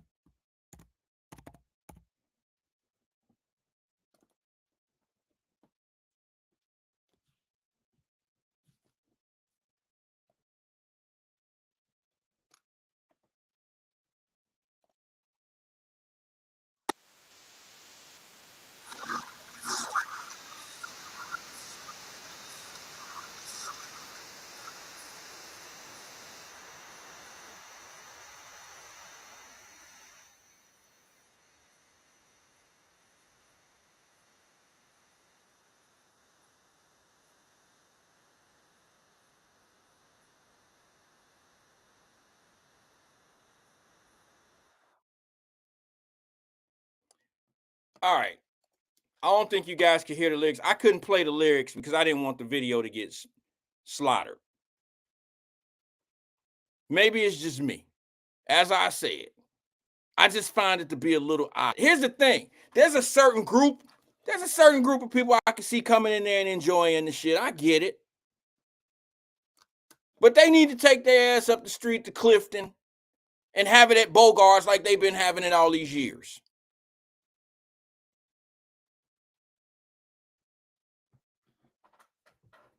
And I already know you're going to make me out to be the bad guy for some real shit that needs to be told. Look, I don't want my entrepreneurs to miss a dime. I really don't want them to miss a dime. The after parties I can respect. I ain't friends with everybody. I ain't looking out for everybody like that. I'm just being honest with you, saying, hey, the after party to me is more appropriate than going to a freaking concert, listening to trap music, and you think you bringing out. I'm sorry. I guess the only problem that I have is the people that attended as if you were going to watch Luther. Luther Vandross or some well-respected artist that's bringing something to. Let me go to the phone lines, man. I can't. If you don't know why I have this feeling, then you just don't. We own two different pages. Good afternoon, caller. This is Wyatt. Who am I speaking to? I just don't know why you have that feeling. We on two different pages. You right Ron, today, man. Ron. What's good, Ron? Hold on. Let me say something real fast, Ron, because I want to address JV on here.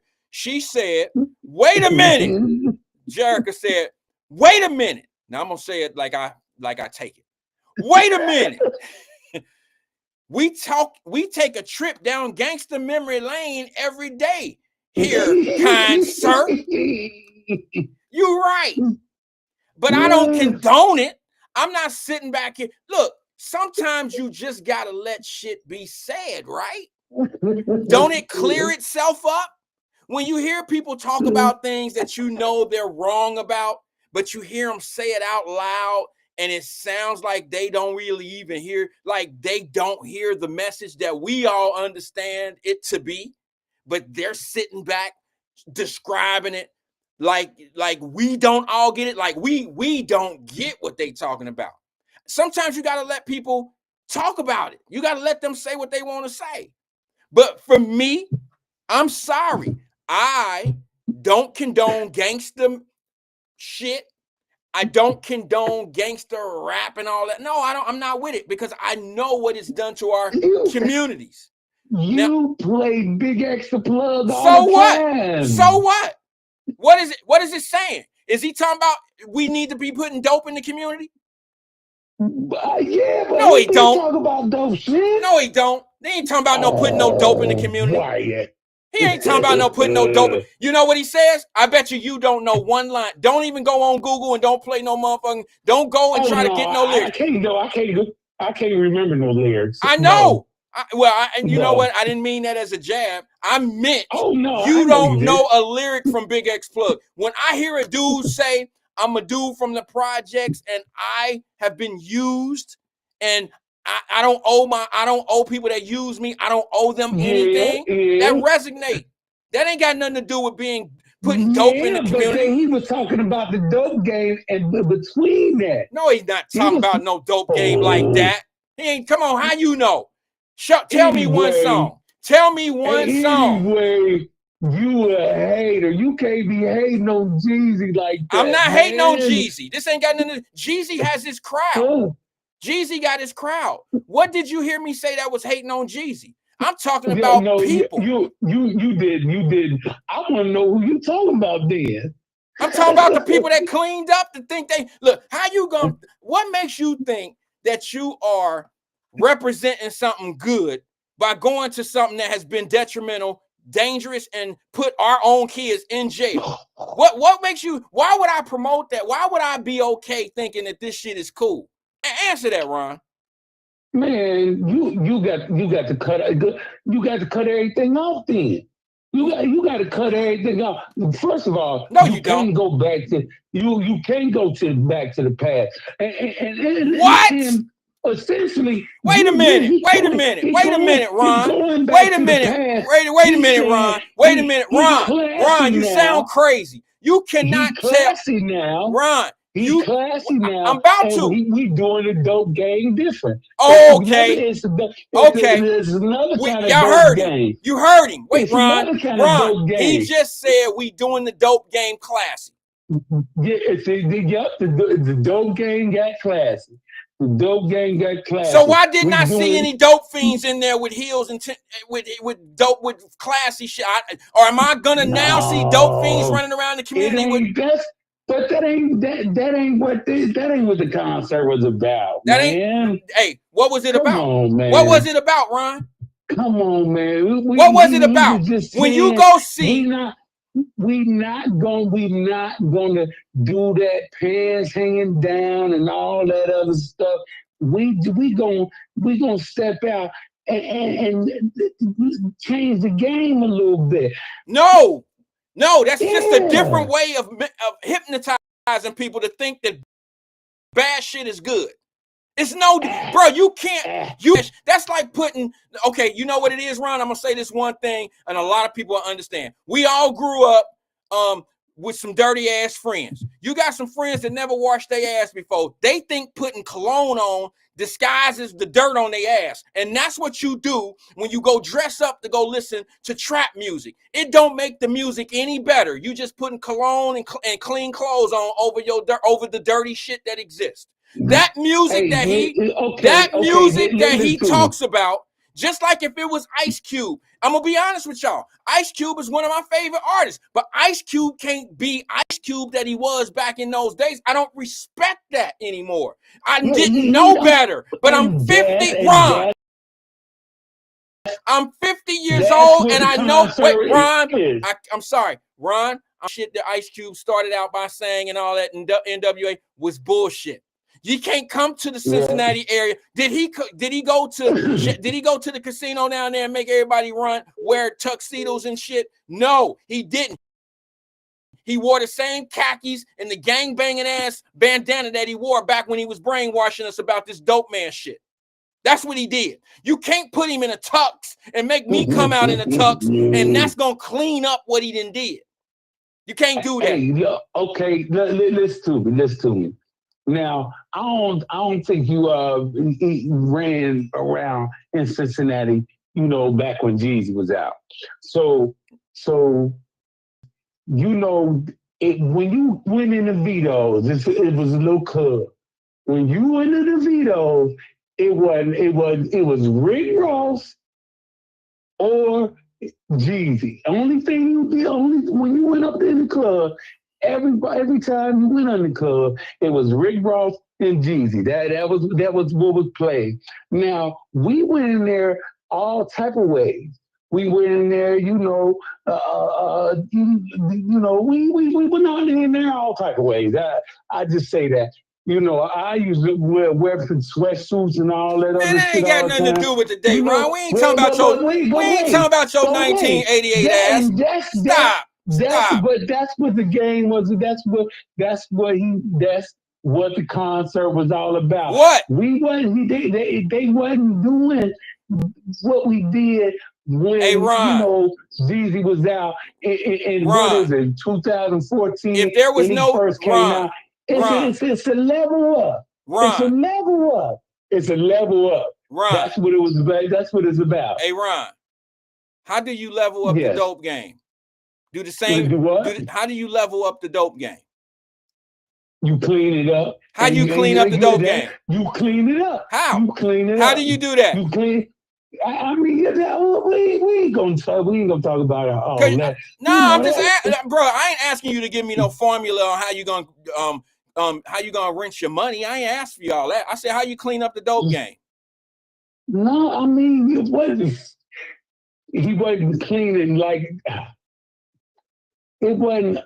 It was. Anybody want to call me that can get their point across to make me wrong? It was just a level up. That's what it was. What was a level up, bro? So let me ask you something. Let me ask you. Let me ask you something. You know how Jay-Z don't wear Timbs no more? Yeah.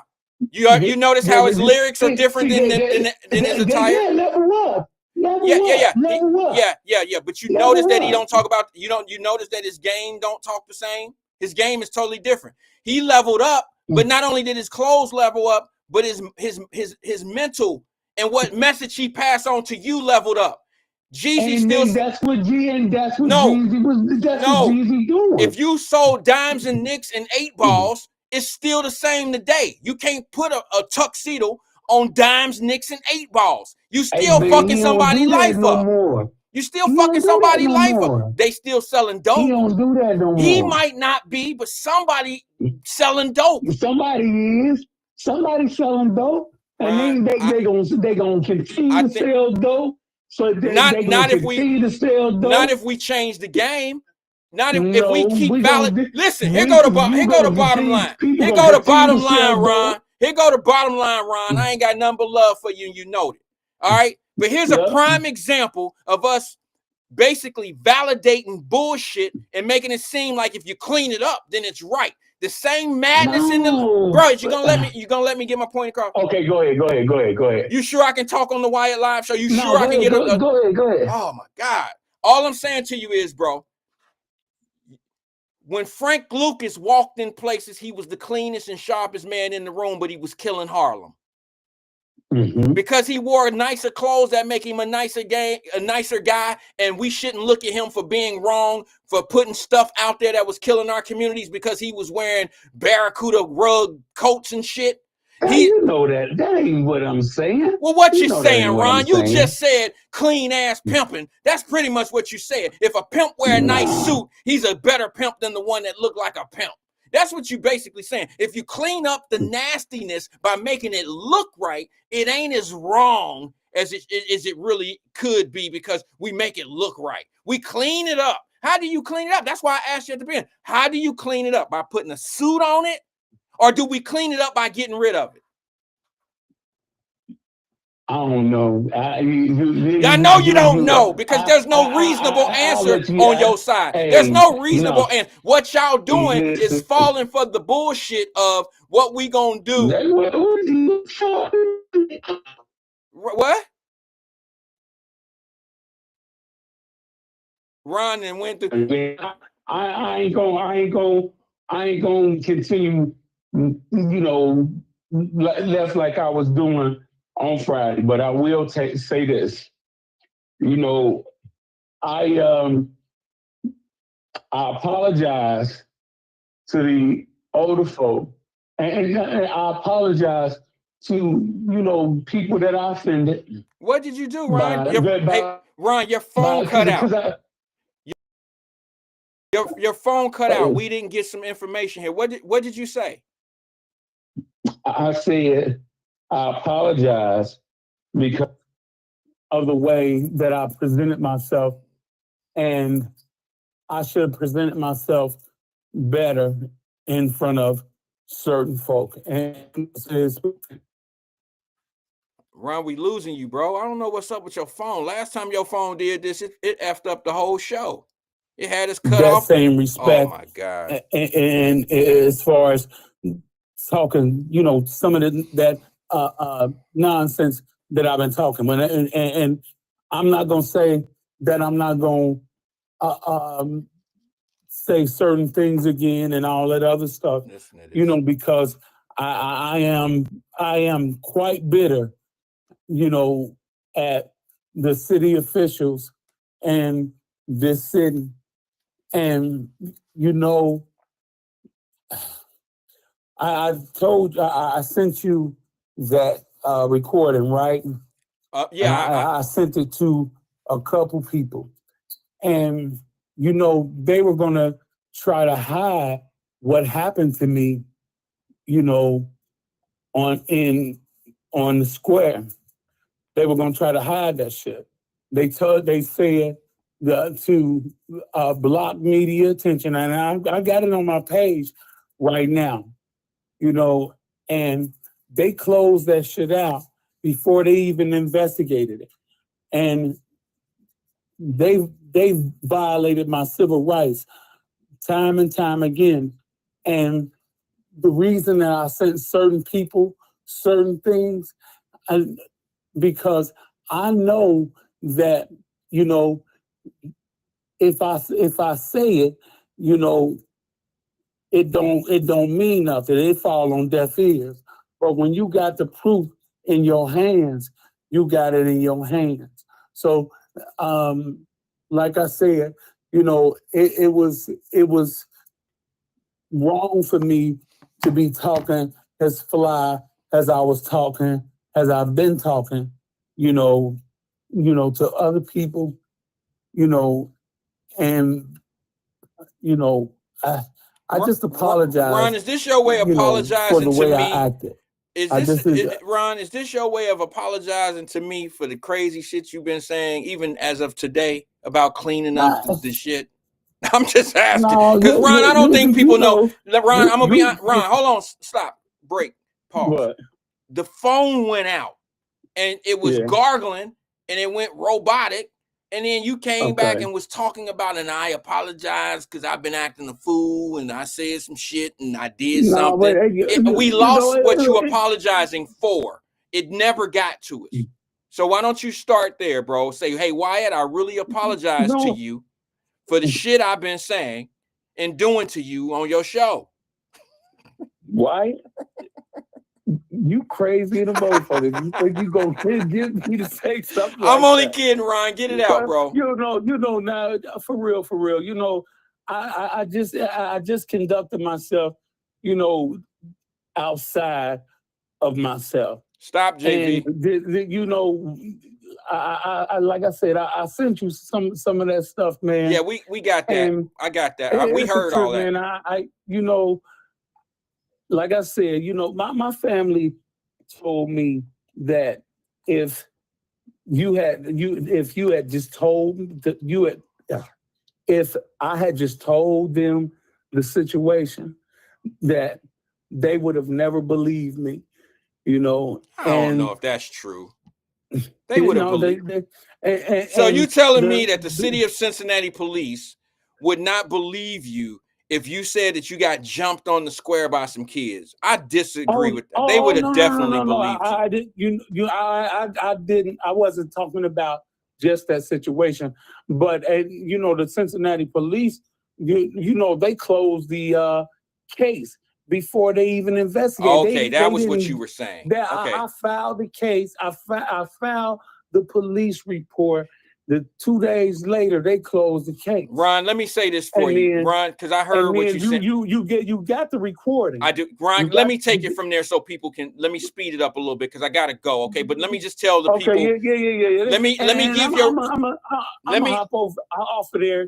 I'm gonna hop over here. Okay, make sure you listen and put in the screen if I get something wrong. Okay, because I'm gonna explain to the people what you're talking about. Cool. Yeah. I got you. All right, bro. 100. Talk to you later. Thanks for calling and engaging with us, Ron. Hey, this is what he's saying, basically. Ron got into an altercation with some kids on Fountain Square. I believe it was Jazz Festival night. I could be wrong. Jazz Festival night, okay? And let me tell you what happened. He filed a police report, or maybe, I don't know, maybe a week, could be a week. I'm not quite sure. However, they did take a report. I've seen the report. I've seen the police report. It was sent to me. Not only that, here recently, before I was going on a weekend vacation, and I know Ron want me to sit down and work this as if it's a case that I'm supposed to take priority on it. He wanted me to listen to a recording. He has it, y'all. I promise you he has it. I'm not on some bull crap. I'm not saying this for any other reason than other than to give you the truth. He took a phone recording of his conversation with, I don't know if it was a lieutenant or an investigator at the police department. Okay. And just for my own protection, I won't mention any names. I'll only mention the context of the story, like of what was talked about. Ron was getting,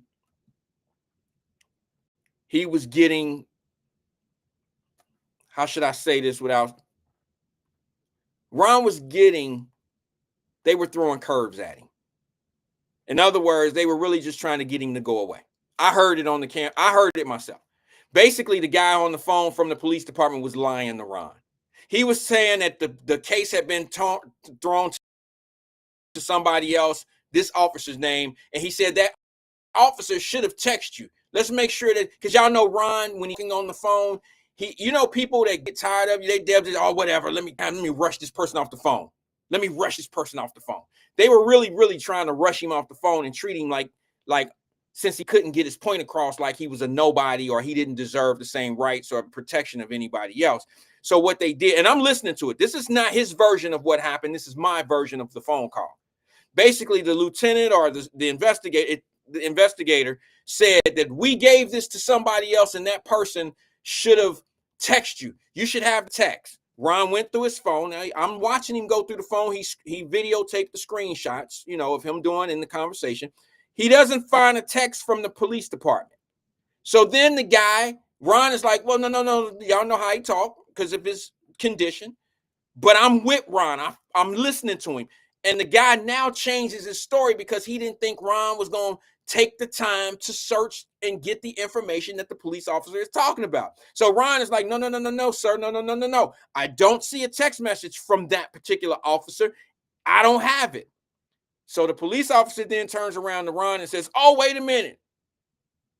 It's on this other phone number we have for you.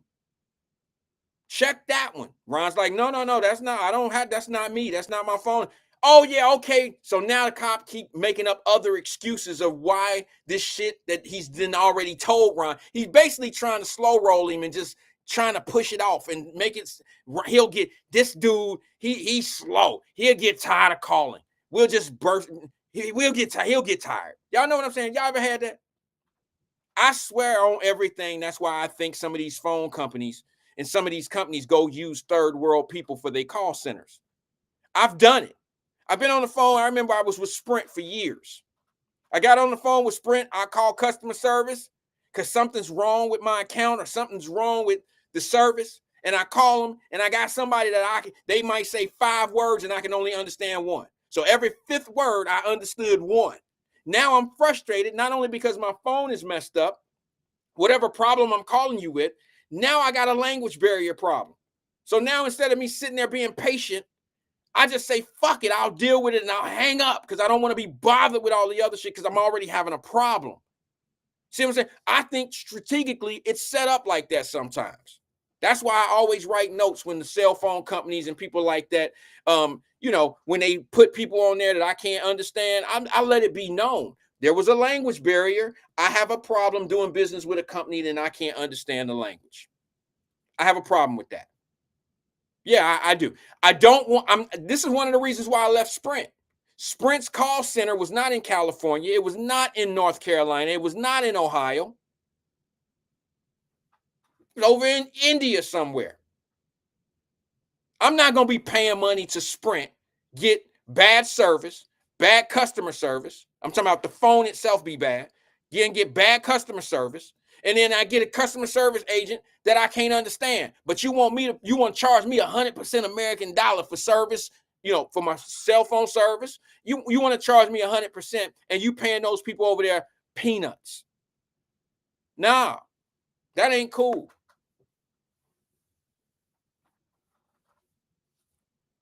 Regina said, you can ask to talk to someone who speaks English. I do it at work. Okay. I mean, I've done that before. I've asked for a supervisor. I know I'm not the only one that didn't hung up because I'm frustrated at somebody that I can't understand. I know I'm not the only one. I know to say, is there someone else? Can I speak to a supervisor? I've done that plenty of times. A supervisor come in. Now I understand no, it's still an Indian. It's still somebody over in. It's still one of them answering the questions.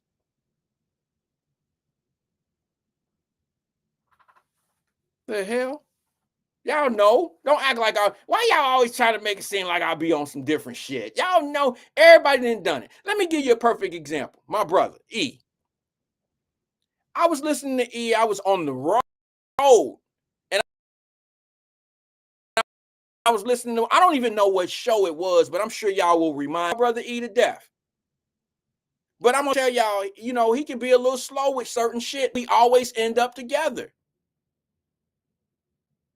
There you go. Dave said, when I hear certain accents, I hang up. I know after you hang up, you be burned up. It make you even angrier. Be honest. You know that shit, Jay. You can't be. I'm already messed up because my bill $200 higher could be, or something wrong. My reception, something's wrong. Sprint was the worst for me. And there was always something wrong. And then I didn't pay all my bill off. I got something on I had to go to my credit bureau. I've been with Sprint 15 years, y'all. Paid them plenty goody money. Good money. 15 years. Renewed every year, new shit, this and this and this and that. I didn't pay y'all thousands on top of thousands of dollars.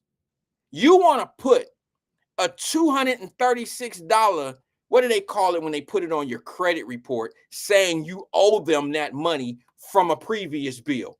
Man, get out of here with that shit. Get out of here with that shit. I don't owe you $236 when my contract ended. You're gonna tell me that I owe you $236 from 8 years ago? Bro, I can't even be wrong or right about that. Why were you renewing my contracts and not transferring that balance to my bill? I'm not a dumb man over here. Come on, where does $236 shit come from? Okay, is it the cost of canceling my contract with you guys? No, sir. It's just a bill from 8 years ago. Well, why haven't that bill, that $236, been on my balance? How did you just discover this $236? How is Sprint getting rich off of $236? I've been with y'all 15 years. Even if I'm wrong, you should make this right. Correct me if I'm wrong, fam. They ain't getting no 236. I didn't disputed the shit on my credit. I've done everything because I can't see myself. I could stroke a check for $236, but all the shit. The reason why I left Sprint is because I wasn't happy. You think I'm gonna pay somebody $236 when I'm not happy with your service? And in order for me to close out with you completely, you gonna charge me $236 for some shit 8 years ago that you have not transferred?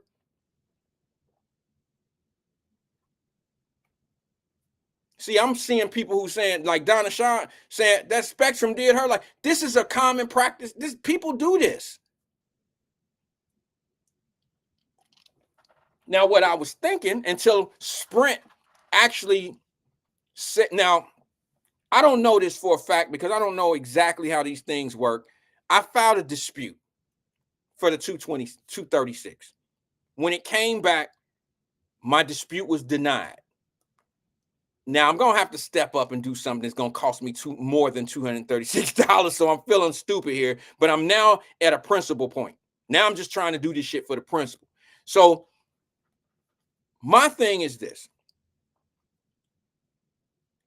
I sometimes think that some people put stuff on there so not credit bureaus, but recovery companies could come in and buy the account and now take over the reporting to your credit report. And then they'll send you a settlement letter. I could have settled this shit for 70%, for 70%, 50% off years ago. I mean, at least a year ago, because I'm just now seeing this. I've been with Verizon for 2 years now, 3 years now. Yeah. Actually, it's been a little longer than that. It was during COVID. So it's been about 4 years now. And I just discovered a $236 bill. I mean, a charge for $236 from Sprint. They don't send me anything in the mail. They don't send me an email. They don't, when I closed out with them and I didn't do business with them anymore. They didn't say, in order for us to close you out, Mr. Wyatt, you owe the remaining balance. I just get a ding on my credit report and it doesn't look like it should be from Sprint. So I challenge it. And they turn around and tell me, no, it's from Sprint. It's been denied. Sprint provided us the information that you owe this in a previous contract. I said, no, I don't. Not from 8. How many contracts have I signed from 8 years ago? How long does a Sprint contract last? Do they make you do it every 3 years when they give you a new cell phone? And then when you sell it, I was signed up with the exchange your cell phone for a new cell phone every year. I did that with the family for about 4 years, maybe 5 years. Remember that? I don't know if they still do it. I don't rock with Sprint. I mean, yeah, I don't mess with Sprint. But it used to be you get your iPhone 8, 10, whatever you were on, and every year that the new one came out, you can exchange it in with no cost. You just re-sign, get you a new contract. I'm like, well, fuck it. I'm gonna be paying on this contract anyway. I might as well just keep on signing until I get, until I'm not getting cell phones anymore. So I'm trying to figure out where this $236 came from. I called Sprint, and the best that they can tell me is it's from a previous balance 8 years ago.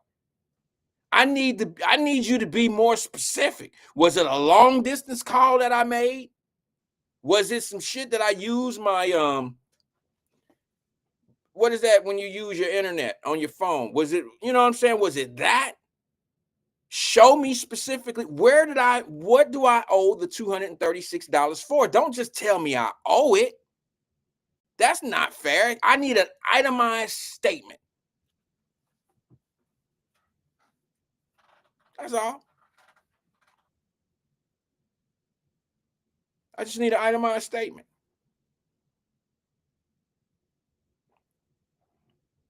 That ain't got nothing to do with me, Regina. Stop. You confusing things. I'm just playing. She said Sprint merged with T-Mobile. I guess she meant that for Donna when she said T-Mobile will do you like that also. I guess she was just talking to Regina. Regina was talking to Donna. I'm just playing with you, Regina. I'm just having a good time. I really have to go. I think I had a phone call. Guys, I'm a little tired right now. I'm really a little tired.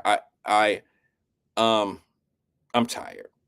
This weekend was a really busy weekend. As soon as I arrived in Cleveland, I started my day. Got out of the car, took the key, the car went to valet.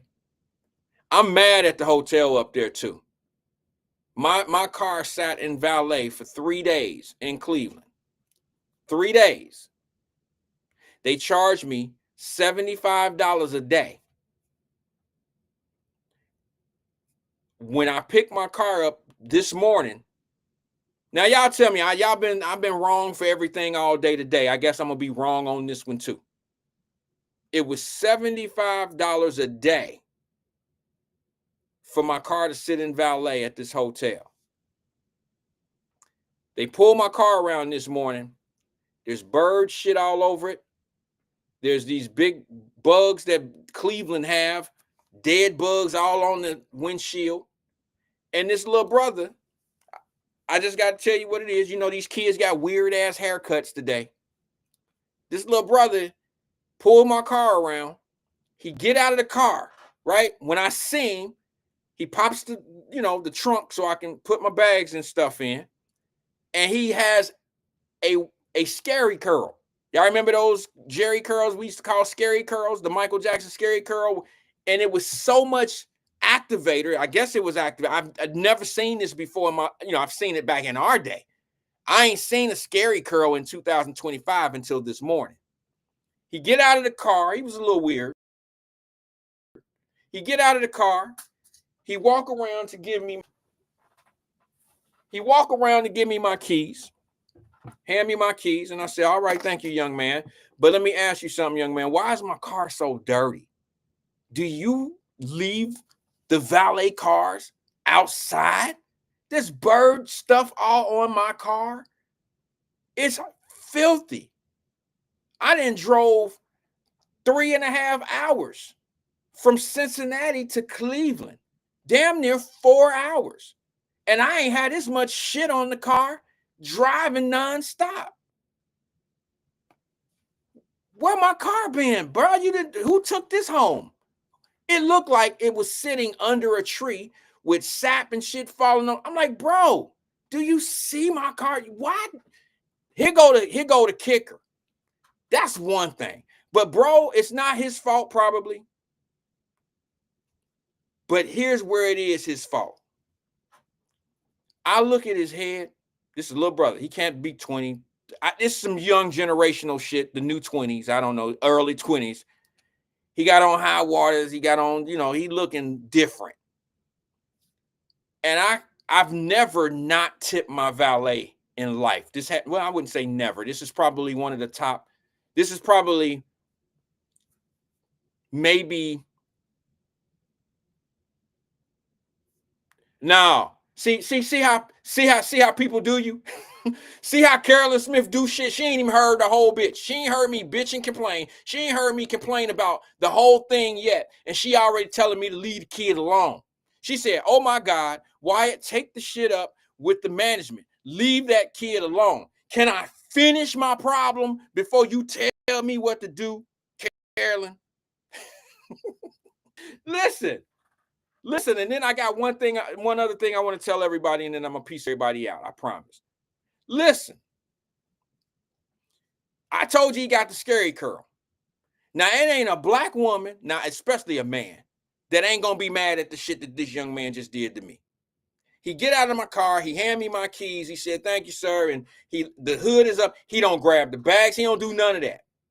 Right? You supposed to, as a valet, you grab the bags, put them in the trunk, the whole night. I know valet service, young man. Don't be giving me my keys and my bag standing here and I got to put the shit in my car and you think I'm about to hand you something.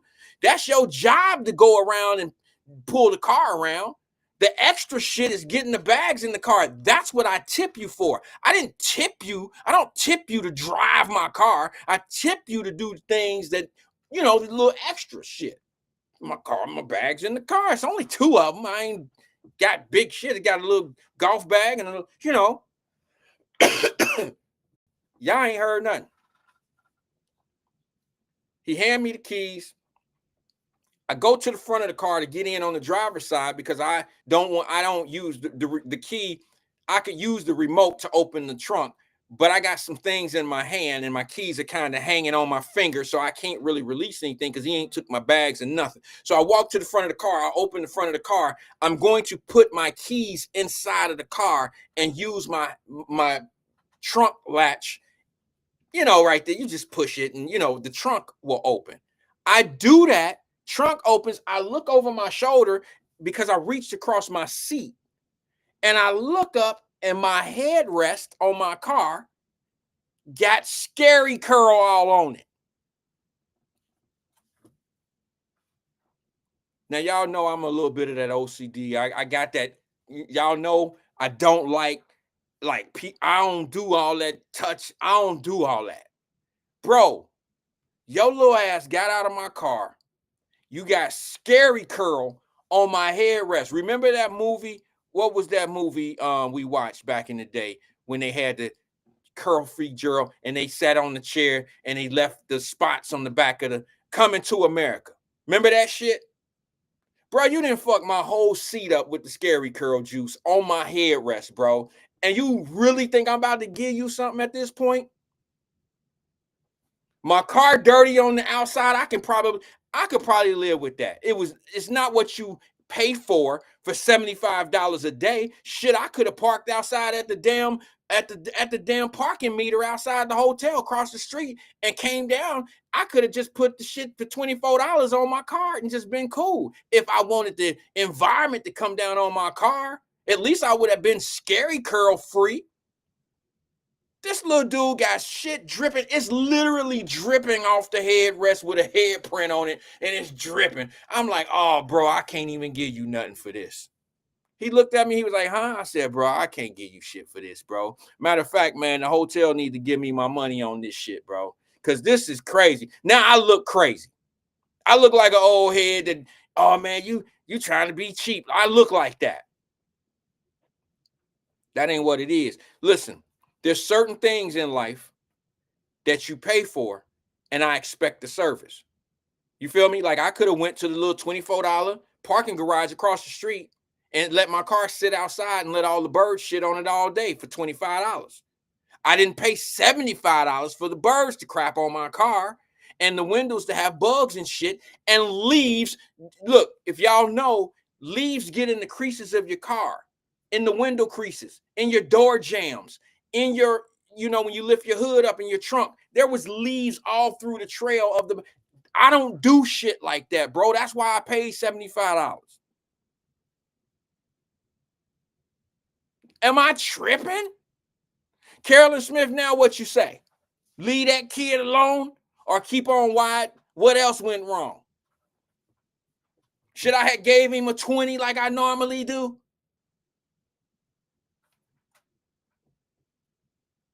Carolyn, I can't hear you. Should I have just gave him a 20 and been like, oh, fuck it, I got my spray bottle out of my alcohol. I keep this type of shit in my car in the door jam because I'm that dude. I spray alcohol. I use alcohol like hand sanitizer. I'm out here in the middle of the fucking valet spraying my car down with alcohol everywhere inside. Headrest of the activator, all that. Wiping it down. I look like I'm at the detail shop. And I paid them for that. You're damn right I'm mad about that one. I'm mad about that one. Cleveland's finest. I didn't drop all this money to stay here per night. I didn't drop all this money for my car to be valeted per night. And I come outside and it looked like a Cleveland alley. Like you didn't have my car sitting in the alley somewhere. All right, let me get to this before I get up out of here. I promise you I got to go, man. I got something I got to do, but I got a few minutes. I want to address something. My brother E, I know y'all heard me say that I was listening to E and I jumped off on something else, right? I was listening to E because I had some time in my travels. I don't remember what day it was. I don't know if it was I don't even know. It doesn't matter. Somebody said, stop crying. I tell you what, since you want to come in here with that, I'd like to see, is that a serve? Did she serve me? How you say your name? Shikaya? Shikaya, are you serve? Is that a serve? Because I can guarantee you, if your car looked like my car, you wouldn't stand for this. The only person that'll say some shit like stop crying about that, unless you wasn't talking to me. If you wasn't talking to me, I take all this back. If you were talking to me, I'm returning this serve. The only person that'll say some shit like that is probably somebody that got a car that they don't give a shit about. Like they don't, it ain't a whip. It's been whipped. That's all I can say. Because I don't know anybody that'll spend that kind of money. And I mean, I don't know. I'm just being honest with you. I don't know anybody. That's the type of shit that people who say shit like that when you didn't work hard for your shit. People that say shit like that usually don't have shit. Now I don't mean to be disrespectful. I'm just telling you, like, maybe that stop crying wasn't for me. Correct me if I'm wrong, but you know what I'm saying? That's like people who live a certain kind of way And then they tell people who spend a lot of property taxes and take care of their property and all that old shit. Oh man, man, we can walk across your grass, man. Shit, it's a free country. that's that mentality right there. That's that mentality. And usually the people that want to walk through somebody's grass is just on some different shit. All right. Let me give you what I was gonna say. I know, it was a little hard serve. It was a hard serve, my bad. But I'm gonna stop crying now. Not yet, Tanika. I haven't got my money back yet. I did put in you know how they send you the survey through your phone and they say, how was your stay? I'm not about to call corporate and do all that old shit. I'm going to end up with somebody on the phone from India. You know what I'm saying? And I'm really going to have a problem. But no, I went through the survey. When they send me the survey on the phone of how was your stay, I'm going to put it all the way out there. I pay by my card. So here's why. Let me just make this one point. Those that travel, if you can, never pay for rental cars or hotel stays or anything that you have an opportunity. If somebody could do you bad for your money, never use a debit card. I always use my credit card to make those purchases or to buy my hotel stays or anything that if something messes up, okay? Because on a credit card, my problem would be with the credit card company if I want my money back. Now I got to deal with the credit card company. If I use a debit card, I have to, it's like giving them a check or giving them cash and trying to go back to the place and get my cash back. Chances are I'm not going to ever be able to do that. If I go pay $1,000 for staying there for the weekend, they'll give me my $1,000. They're going to figure out a way not to give me $1,000 back. However, if I get a credit card at that hotel, now I can demand my money back and have a dispute. It's a little bit different dealing with my credit card company than it is dealing with the facility itself. Once you give them cash, you kind of on your own. If you go use your debit card in that same situation, you don't have a dispute with your bank. You have a dispute with the company itself, the hotel or whoever it is. If you can, folks, I say this all the time in using when you're renting a car or a hotel. Just take it from me. Try to use a credit card and pay the credit card off with your debit card.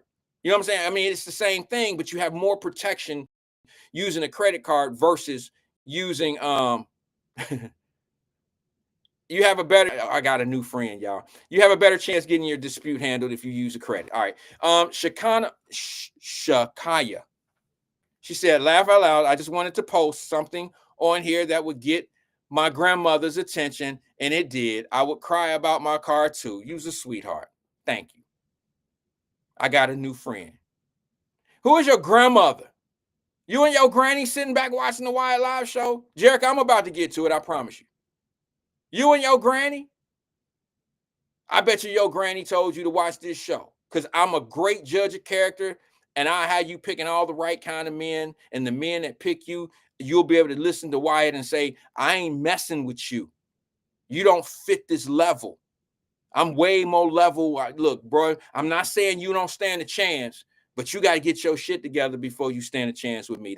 That's the only reason why your granny would have you watching this show, because I hold people to standards. Now, that don't mean everybody that say something over here, Shakanya, got standards or morals or values and they don't see things wrong, but I let them get that out. I let them say what they want to say, sis. You hear me? Because sometimes things need to be blown up. A lot of people haven't caught that about us over here. They haven't caught that about us over here. They think that I condone gangsters and all that old shit. No, I let motherfuckers that old bunch of child support. I let them say what they got to say. I let them say what they got to say. Spit verses out, gossip, all that old shit. I let them say what they got to say.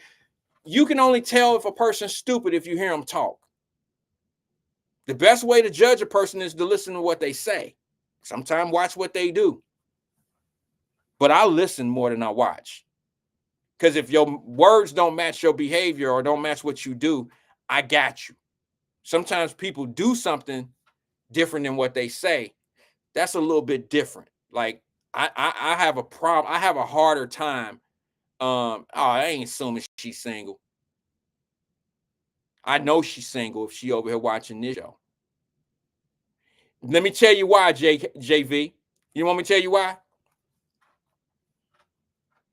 The only women on this show who watch this show, the only women that watch this show are women who are married or used to be married or trying to get married. You know why? Because the men who allow a woman to watch this show, they got their shit together. I'm not an intimidation to them.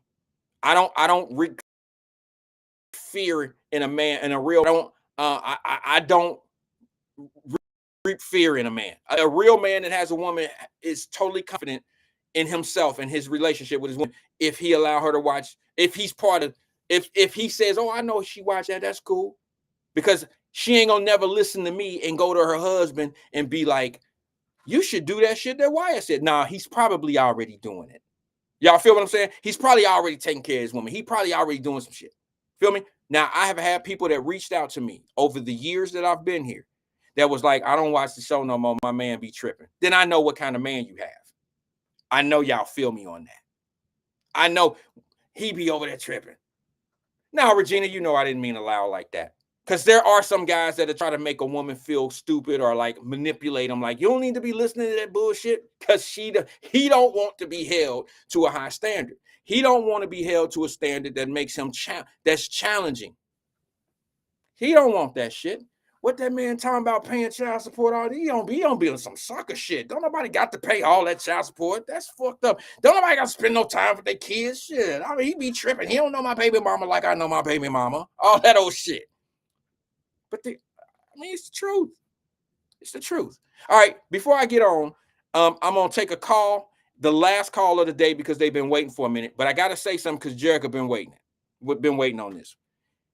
I was listening to my man E. Like I said, I don't know what day it was. I don't remember. Had a long weekend. It might have been Thursday. It may have been Friday. I don't know. He was talking about something that we've been talking about here for years. Now, I remember when E not necessarily was against what I was talking about. He just had a difference of an opinion about it at that time, because, that's kind of normal. He'll have a different point of view of a point that I'm trying to make. And there was something going on where some illegal immigrants were coming in the country. And there were how many? Because I know some of y'all listen to it. So I'm just kind of doing this off the dome. I didn't write anything down. I don't know. But wasn't it like 400 and some illegal immigrants working at a Hyundai plant? Now, let me ask y'all something. Let me just ask y'all something. America don't own the Hyundai plants. They're just getting the Hyundai plants incentives to build their cars here. They're still Japanese or Korean made. I don't know if it's Japanese or Korean made cars. Their factories are owned by Japanese or Korean, whatever manufacturer it is. You don't think that is manufactured? I mean, talking about the illegal immigrants coming into the country. Hyundai, right? I know it's Hyundai. I'm talking about, I don't know if it's Japanese or if it's Korean made. My point is this. Do you think 450 plus Asian men and women crossed the border and just happened to end up at the Hyundai plant? You don't think that was manufactured? You don't think that was set up by design? Remember when I used to tell everybody, man, them black jobs, and y'all was laughing at black jobs like those, wherever that Hyundai plant is, there's some Americans that I guarantee you could use those jobs, whether they black Americans, white, whatever, Americans that could use those jobs. And y'all laughed every time we were South Korea. Thank you, Ed. It's Korean. You trying to tell me you don't think that was manufactured by those folks? You don't think that when those people crossed the border, they already knew where they were going? You don't think those people took American jobs? You don't think that that was structured that way? You don't think black folks could have had those jobs? See, I knew that y'all was thinking that y'all was spitting bars and making laughs when people was like, they taking black jobs.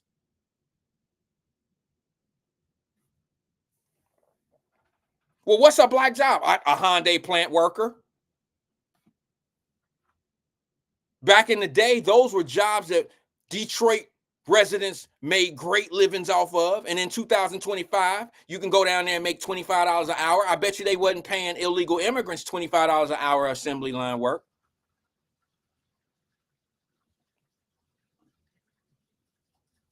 And when I was saying what I was saying, y'all wanted to make it all about the human and the person, and E was clowning a little bit. And now I hear you on the fence. Come on, bro. I've never been on the fence. I know exactly what's going on here. See, we wanted to make it all about brown people and people being racist against people coming over across because they want to make an honest living. But the companies aren't being honest. Now you got that argument. It's always been that argument. Now you see light in the points that I was trying to make. And now you want to make it about what I wasn't necessarily talking about. But it's all the same. It's all the same. You wanted it to be about Mexicans. Here's the thing. How many, since y'all want to put it always on picking fruit and shit, how many of those people you think that worked at the Hyundai plant that were illegal immigrants, how many of those people do you think was over at the Hyundai plant picking fruit? Y'all thought those was the only jobs people was coming into this country illegally to get, was picking fruit, working at the weed fields? You think that? You don't think they're taking hotel jobs? Shit, I had to speak Spanish in Cleveland this weekend. Housekeeping didn't speak English. They don't even play English on the radio on the raggedy ass cart with the shit that come down the, at the hotel, the room, not room service, but hotel, the maids. They got the on the cart as they walking down cleaning rooms. You can hear them playing music in the rooms. They ain't playing Jeezy.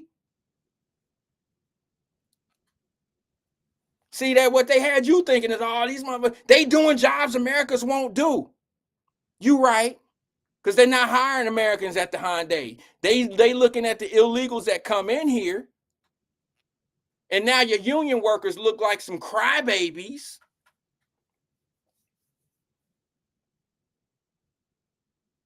This is what happens when you play these politic games and you allow people to manipulate you to believe that certain things are happening only because people black and they try all this black and white shit. You lose focus of the real message. You lose focus of the reality of what's really going on. And when somebody says something like they taking jobs from black people, are you only thinking that the jobs that we are missing out on is picking fruit? You didn't think that these were factory jobs. You didn't think these were hotel jobs. You didn't think that you just thought it was all being out on the weed field, pulling up stems of, packing up ounces, pounds of weed, picking fruits and vegetables. No. These are jobs that have companies that are bringing in illegal immigrants, and it's structured that way. Now, what you say, because these was Asian men. See what I'm saying? You don't have any excuse. You can't say nothing to it now other than to see it for what it really is. You can't fill a hotel up that has 800 employees and the majority of yours are from the Latin world and think that they playing fair. Those companies aren't playing fair. They know what they hiring. They know that they getting cheap labor. And now y'all want to turn around and not make it about the person who crossed over here illegally to go do some more illegal shit. Now you want to say, well, they shouldn't. They should go after the companies. They do. They do go after the companies. How I know they do, they don't shut the companies down. I think I heard E say something about, well, when they hire the person, they should go arrest the HR manager or the person that actually hired the person. They should send that person to jail. I don't know if I agree with that, E. I don't know if I agree with that, bro. But the company gets fined. I don't even know if the HR person makes that hire there. When you go to a company and you negotiate a contract with a temporary service, it's usually your vice president that makes those sign-offs. Your HR team don't know anything about it. We don't know if it's being done through a temp service to bring those people in there. And now you want to hold the HR team responsible for something that they don't have any say over. All they do is pretty much monitor how the work is distributed. See what I'm saying? They don't have anything to do with the hiring process.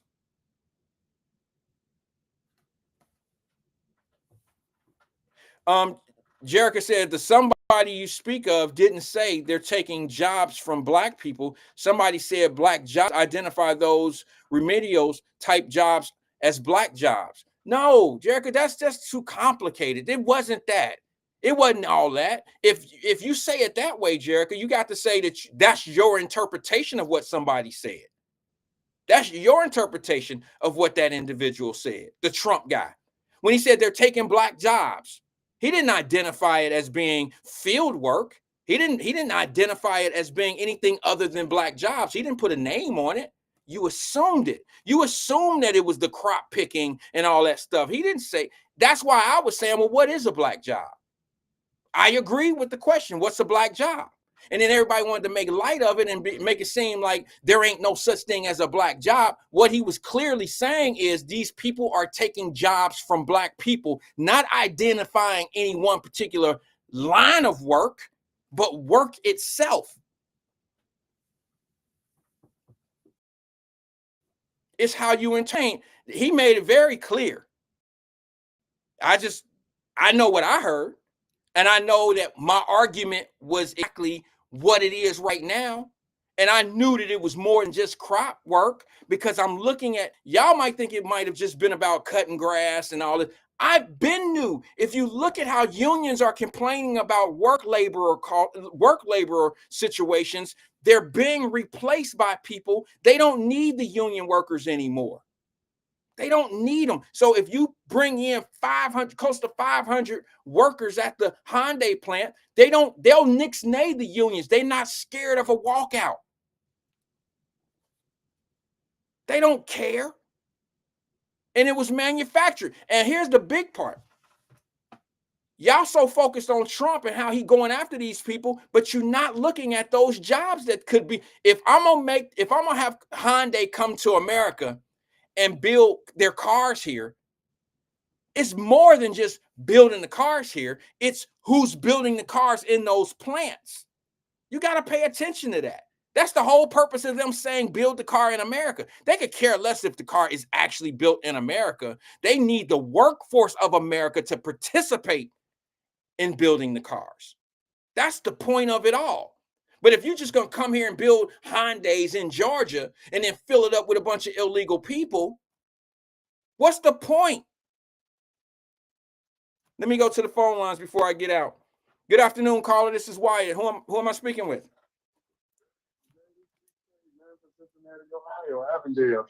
CK, how you doing today, bro? Man, I'm doing good listening to your show, man, and it sounds fantastic, like an NBA game. You hear me? Well, thank you very much. Man, hey, man, I've been doing some research, man, and I've been studying, and I finally see the light. I seen what you seen early on, because a lot of us, we fell off because we didn't get in a position when we were supposed to, during your college days when you was doing putting the books in and getting those law degrees. I was slipping. What are you talking about? Remember? What No, I'm talking about. What was you slipping on? I'm talking about on life. I'm just talking about. It's so good to hear your platform. See, I just want people to realize that your platform serves supernatural beings. You touch lives, and I just, I feel that being a supporter of the platform, I'm not just one person. My ego is 50,000. Sorry. I hear you. So you have put me on the right track spiritually. You see what I'm Now, saying? how did I You do told that? me I don't about even the speak. queen. Don't forget about the queen, Right. remember? Okay, I'm with you. Yep. And I've been studying and I learned about we have to accept uh we have to accept what you said about the financial gains. Because I hear your frustrations with the with the legal system with the current situation, sir. Okay. Yeah. With the current situation. You remember? With what? Be more specific. The legal slap. The legal slap. Of the administration. What do you mean? Yeah. No, I'm saying that I know you have to deal with certain people betraying you and people calling you Oreos all the time. I just want you to understand. Oh, That's just yeah. Yeah, that don't bother Because me. I've been here.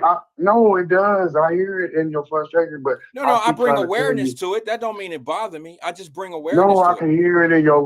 But I'm saying you have already laid your foundation. That's why I call it tell you personally. You have laid your foundation down. Nobody can tear down but you. So they can never attack your culture now. You know what I mean? Yeah, Because you went back to the culture. Yeah, and you gave back. Okay, CK, I got you. What you call for though, bro? I mean, what's on your mind? Nah, man, I just told you what I called for, man. You got to stop. I just told you, man. But you tell me that all the time, bro. I ain't trying to be It's funny. all I love. appreciate It's it. all love. Just accept it. I'm praying for the family. Moving on. And I ain't one of them motherfuckers that's trying to make people. I just call and thank your platform for helping me. God damn, it don't have to be more than that. Sometimes we ain't got to try to No, make fools calm of each down, other. bro. I'm saying I thought you were stretching with something. I thought you were stretching into something there because you said it's all about my queen and it's all about the queen. You gave me something to think about. I thought you was about to come in and say, I got me a queen. Why? Thanks, man, for putting me on the game. I do. I got a wedding I'm going to this month.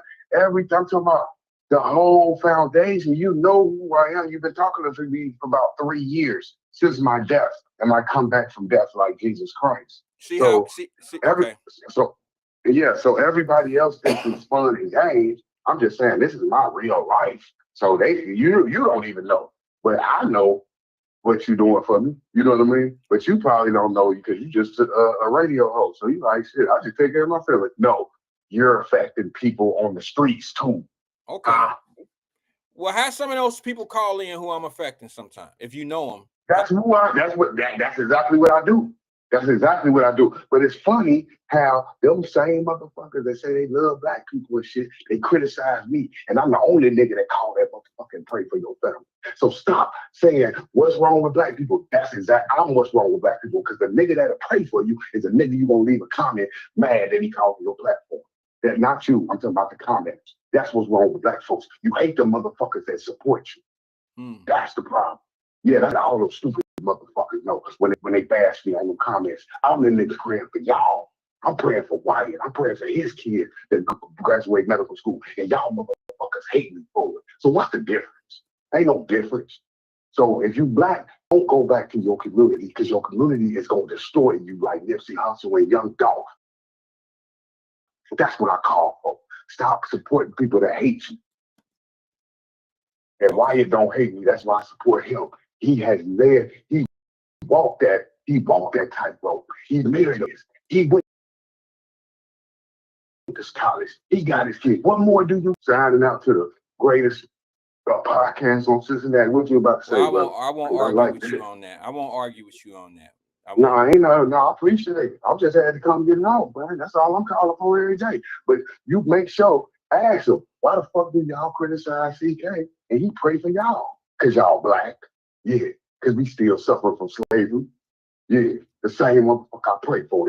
Yeah, now I got tears coming out my eyes. It's real, man. But signing off.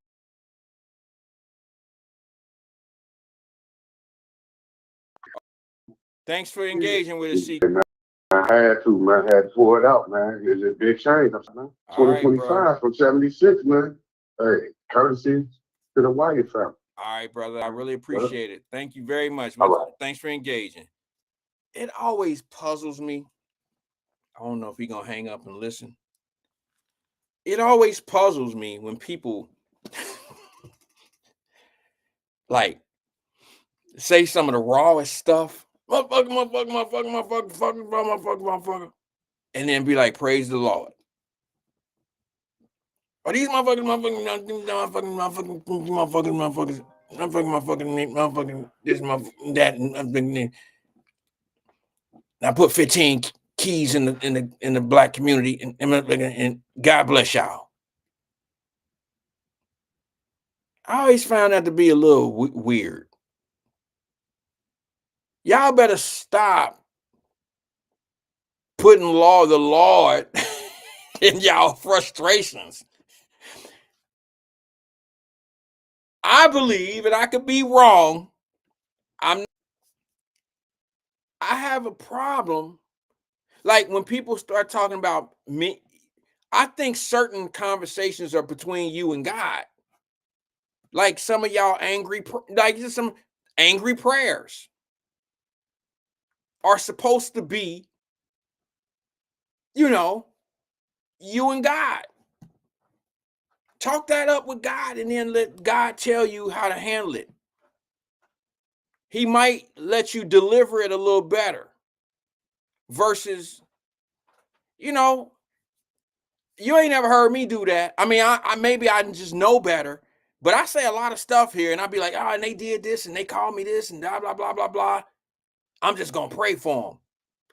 You ain't never heard me. I don't waste my prayers on people that don't deserve my prayers. I'm sorry. That's just me. I hope y'all understand what I'm saying.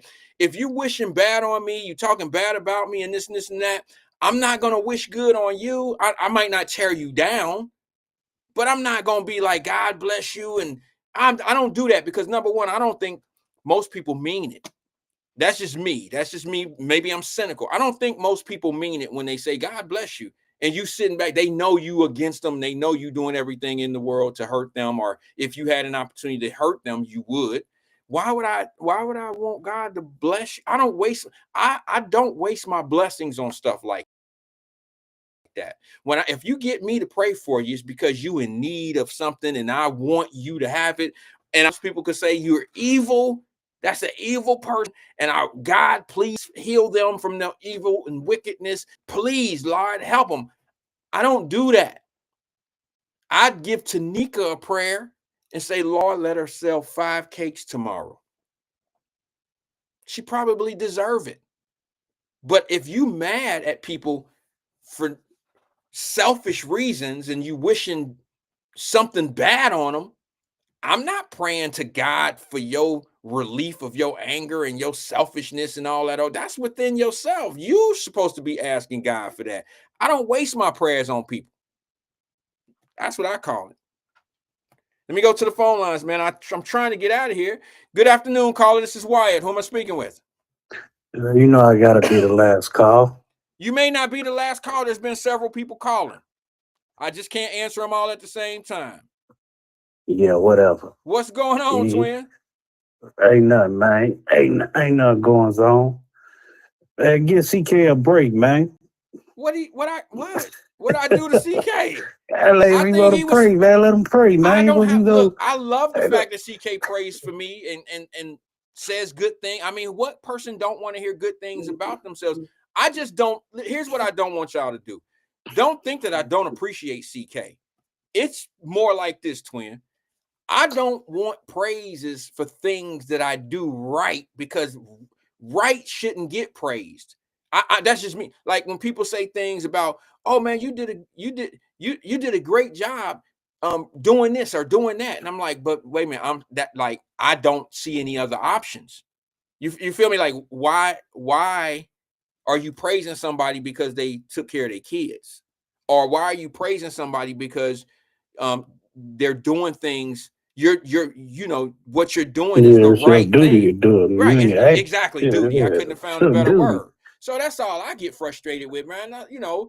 Other than that, man, I'm with CK. I ain't got no problems with him. I just, if he's frustrating other people because of how he says that he likes how I move or how I roll, I can't be mad at him for somebody being mad that they don't like what he's talking about. I ain't, it's just what it is. Maybe he trying to, build around, you're influencing. Maybe he trying to As long as build I up see a family progress, and. as long as I see progress, I don't like to be around Yeah. people that talk all that shit and then the needle never moves. I don't really go for that. I don't like that. What's on your mind today, though, twin? What's good? They done with that rock and roll stadium down there. I mean, that down there in Cleveland. I thought they were still like adding on or something like that, redoing Rock and Roll Stadium, or you mean Rock and Roll Hall of it. Fame? The Rock and Roll Hall of Fame. My bad. That's a beautiful building. I didn't see them. I don't. You know what? Now that I think about it, there might have been some. Because last time I saw it when Cleveland lost the championship to Golden State, that was the last time I was down there in Cleveland. Mm-hmm. And they was restructuring it a little bit. And I walked towards the flats. I didn't know they call it the flat. I thought it was a baby Navy Pier. Behind Navy Pier, they got boats like that. Yeah. I didn't know they call it the flats like that. I was like, damn, why you at the Navy Pier or something? But I forgot using Cleveland. Then I start to shoot you a kite, tell your wife to be careful if she was going on Michigan Avenue, because they were snatching and grabbing and everything. Friday, when you told me I was going to tell you, don't tell her, go down, be careful if she do. Make her way down there. Yeah, my wife and her sisters, and they were in Chicago doing their thing, enjoying Chicago. They made it home safe. But yeah, I know what you're saying, because when they talked about earlier, here's McDonald's down there, like 3 or 4 of them. Yeah. Like Chicago, Clark, and Michigan Avenue. Yeah. And Cincinnati should have a McDonald's. I don't even think they got a Dunkin' Donuts, dude. Hey, twin, downtown. Twin, I love you to death, bro. But please, you got to go though. I do, but I just got to tell you something before we go. But I want you to finish. But do me a favor, because this is one of them things that how E has this little petty things that when you say something like Kroger's, I got to give you one of mine. What? It's not McDonald's, it's McDonald's.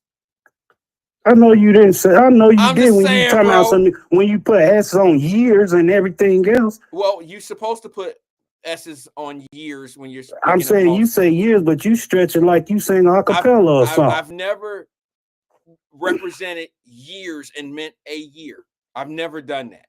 But it's McDonald's, not McDonald's. It's all the same, man. It's all the same. McDonald's, all of them. It's all the same. Mickey D's, whatever you want. Ronald Reagan, whatever his name. Ronald McDonald. Come on, man. I promise. You don't try to correct me. You know what it is. I promise it's not the same. So what dude took your car around the block or something? I don't know, bro. My car came back. I hadn't driven it for 3 days, because it, in valet. Yeah, man, in Cleveland, bro.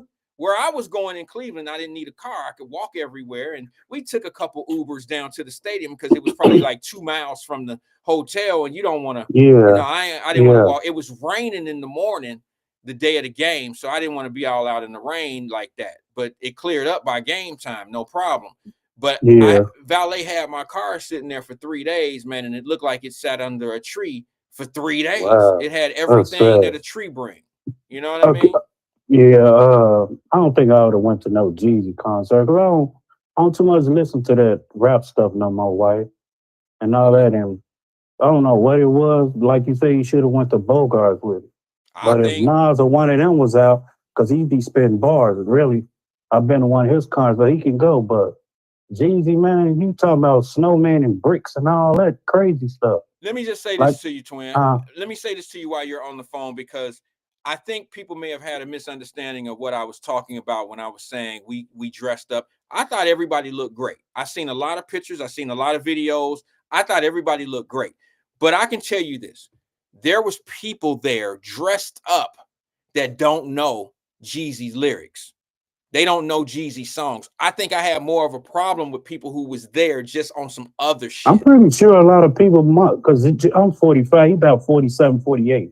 So I'm and then from the pictures and all that looks of it, more people are like they about my age or over. So they know what the Snowman brings. They know Wyatt. I mean, trust and believe. They know what it was going to be about. Yeah. It ain't no orchestra, whatever they call it, whatever. They knew what it was going to be about? That's G, the snowman. Yeah, Or the bricks and come get it. It's still a white girl. Come on, man. I just thought it was weird that you have people that we consider to be, like, I don't know if you call them leaders or if you call them, I just find it a little weird. I don't know if anybody else felt that way, bro. I'm one man. I'm just one individual. I just thought it was a little weird that Jeezy brings an orchestra in to talk trap. That's all I thought. And then you got people dressed up. You got Ocho Cinco come in here, and I just had a little story about him with, he thought the beautiful women in Cincinnati, but he wasn't specific. He didn't say there's beautiful black women in Cincinnati. I tried to tell people, who did he take to the Jeezy orchestra concert? See what I'm saying? But last year you was talking about he was on club, Nightshade, whatever they call him, and Shannon Sharp got a nightlife, something they call it at night. Right. I know he was talking about that, and he said it was nice women in Cincinnati, and Shannon Sharp didn't agree with it. He said, what? Right. I know. He didn't agree with him. Because they're not talking. Shannon Sharp thought he was talking about, I don't know, bro. I don't know. I'm just going to tell you that when Chad Johnson said what he said, I watched Shannon probably talking about Atlanta women's problem. They were talking about Atlanta women and all these different women. That's what they were talking about. He said ain't no good women. He compared Cincinnati women to the big city girls too. But I told the show, I don't think he's talking about the women that we talking about. Chad Johnson had a different roster of women. He had women that work on the TV channels, which were white. He had Latino women. He had a bunch of. I very seldom seen him walking around Cincinnati. He hung out at them little, them mixed clubs where the white girls was being. That's what he was talking to me. Yeah, that's what I thought he was talking about. He used to be at Vito. Okay, well, back in the day, he used to be at Vito. Yeah, well. Yeah, but man, what gets me Wyatt? What gets me Wyatt? It's crazy right here, man. You mean to tell me, Wyatt, the food trucks, what y'all go support and everything? When I leave like from downtown or something like that, I go to Roseline. Yeah, that's considered Roseline up there by old celebrities and all that. I go there because I know it's across the street is this girl I know. Her friend got a vineyard truck or whatever, food truck out there. So you mean to tell me why 11 o'clock they shut down? Who came up with that idea, White? The clubs don't close till 2 o'clock, man. Who go to White Castle McDonald's that night? Well, I mean, I got a better question for you. If you're moving the food trucks out of the way because of the element, I'm assuming they're telling these people that they have to shut their trucks down because they don't want the element. They don't want the kids or whoever it is causing the problems. Once they shut the food trucks down, and that element now goes to the White Castles and all those places that you're talking about, do they now shut those businesses down because they haven't solved the problem of the element? You see what I'm saying? When do you go after the people that's causing the problems versus the good people that are there to serve the people that's doing the right thing? In that case, if they doing all that, go pick them up like you picked up them 7. Go investigate them. If they causing havoc around my business, go do that. Don't shut me down. I got to make money on this food truck. This my support and everything. How you gonna tell me shut down at 11 when everybody's just now hitting the club at 11? So that means if I go next year, if I go to the music fest, all vendors got to close at 11 too. When you still got LL, somebody still performing 12 or 1 o'clock in the morning. Come on.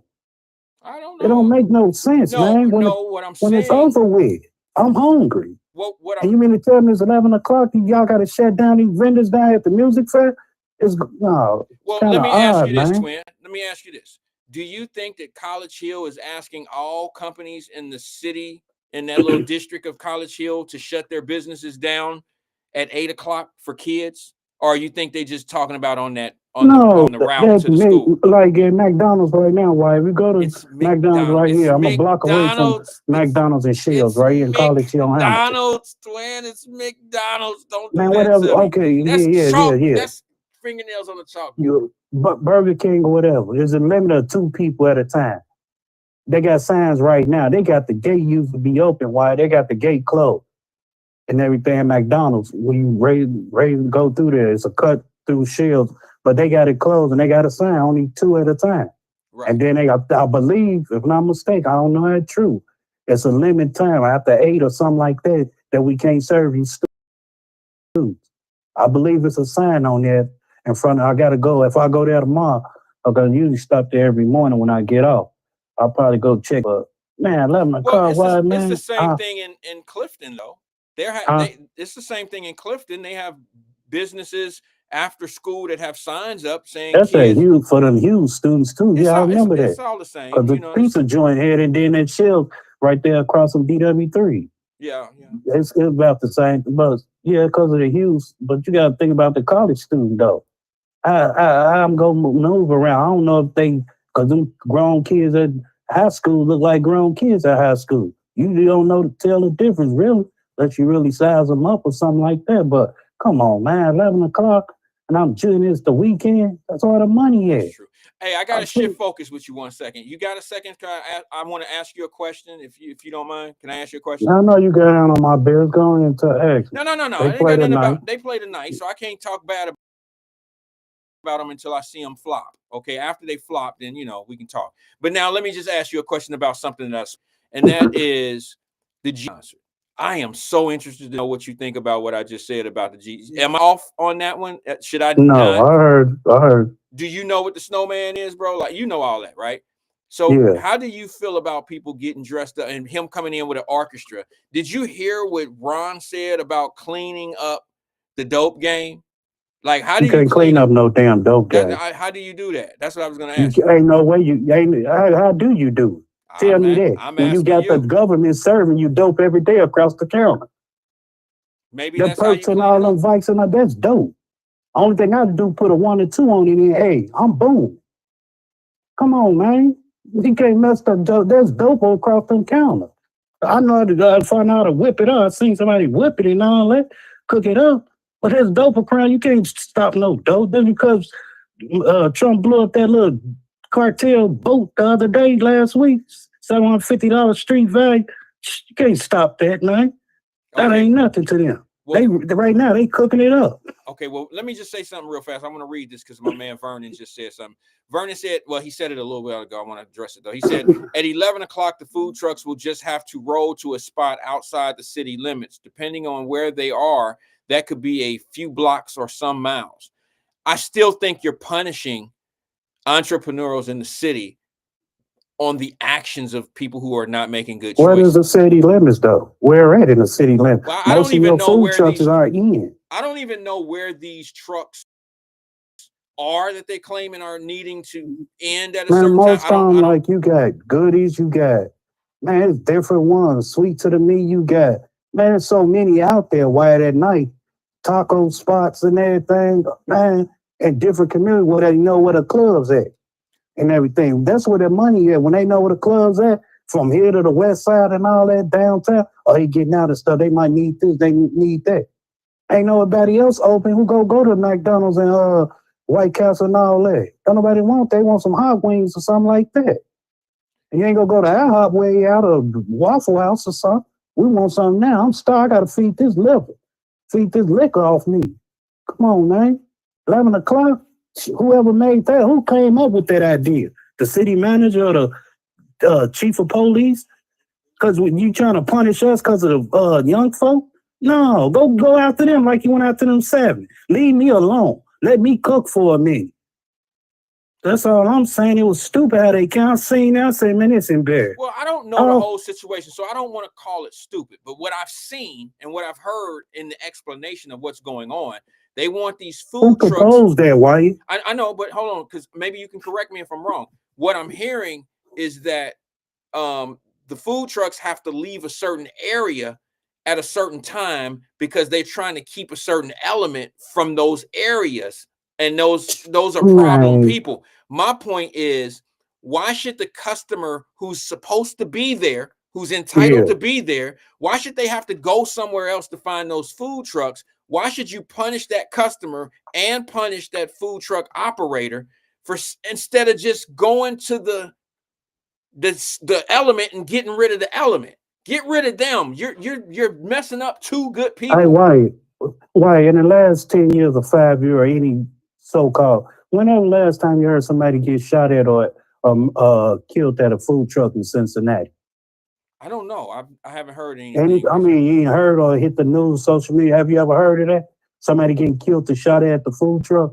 No, I haven't heard. No, it's only about fights at a bar or something like that, or a gang. You never heard? I ain't never heard. As long as I be here in Cincinnati, I ain't never heard nobody getting shot at no food truck. None of that. Yeah, I don't care what community you in. I never heard of. Yeah, but that doesn't mean that a problem couldn't start at the food truck and escalate somewhere else. That doesn't mean that. I mean, they can have a problem in line and then it not be the situation might end up happening the next following weekend somewhere else in that same area. It don't necessarily mean that the food truck is totally innocent. My point is, get rid of the element that's causing the problems. Don't get rid of the food trucks. Don't get rid of the paying customers that are doing the right thing. You have two people, the entrepreneur and the customer that wants to buy the wings off the truck, that are all doing the right thing. Get rid of the small element that's causing the problem. That's why I say go after them like you went after them 7. Why would you go knock my hustle for? I ain't doing nothing but serving food. That's all. You gonna tell me to go down the other block, get out of city limit? No, that's not right. Go after them little knuckleheads that's crashing out. I got good people. I got serving good food. You gonna tell me stop at 11? That's my whole point. Why should I get punished because of some goofy out here crashing out? No, that's not right. Somebody need to really come out, whoever, some leader or somebody come out like, man, this ain't right. This ain't right. Well, I think, wait a minute, who do you think put that, who do you think is making that happen? Man, it's the damn people downtown, them city politicians. I'll be honest with you, man. Leaders or whoever. The only way that they could do the manager, somebody, commissioner, somebody proposing that idea came up with it. No, I agree with you. I think the only way that they could do that is to make it put it in an ordinance. I don't think that they could really, and I don't know city law like that, but I would think that that would be selective enforcement in my mind. That's just my mind. I think that a committee of local leaders, council or somebody that proposes a city manager and a commission that work together. Hey, because you got to go through the commission's office or somebody, clerk to get licensed, right? Vendor license or something like that. Exactly. And that would be in the bylaws of what they have to do to obtain a license. And what they would have to do is change the zoning. And maybe that's been done, and I don't know that it's been done, but I don't think it's fair that they want to penalize the people who are actually there to That's not right, man. Huh? I say that's not right, man. No. I feel sorry for the vendors. They do push exactly, bro. That's not fair. And keep in mind, twin, I'm gonna be honest with you. This is gonna sound crazy because I'm on the defense for the food truck people. I don't like food trucks, not personally. I mean, I don't like the concept of food trucks because I personally think that they hurt brick and mortar restaurants. I don't like a truck that can pull up next to a restaurant that's sitting there sweating, and they have put in a lot of equity. I mean, they have put a lot of sweat equity into their business. They put a lot of capital into their business, and they're sitting there and they pay property tax, all of that stuff. And then here come a taco truck come next to you, and they're taking business from you when you're a taco house or whatever. You could sell pizza in your restaurant, but here come a pizza truck, get the money and just roll off. I've always thought that that food trucks hurt restaurants. I've always thought that. I could be wrong, but I've always had a problem. Somebody can't afford no building, Wyatt. Well, this I can make. They got to go into no building, something like that. No, that they can't do that. But how do you think it helps the person that is actually affording the rent now? You can't look at it like, okay, the person who can't afford it, we're going to let them do it this way. And then they're going to interrupt the business of the person who can afford to do it because that person won't be able to afford it. Well, they probably can afford it. They probably just feel like it's comfortable doing a food truck. I'll take that back. They probably can afford it, but they probably, hey, I feel comfortable doing my food truck. Well, I think that what's fair is maybe limiting certain food trucks that sell the same thing that the brick and mortar sell. Like, how fair is it to have a pizza shop that's paying major rent in one of your busiest districts and they want to stay there? Some people in that restaurant might like you. Well, I got a food truck. I sell seafood. Okay. You don't like seafood, but Right. you like steak. I don't serve steak. So how you gonna knock my hustle stuff?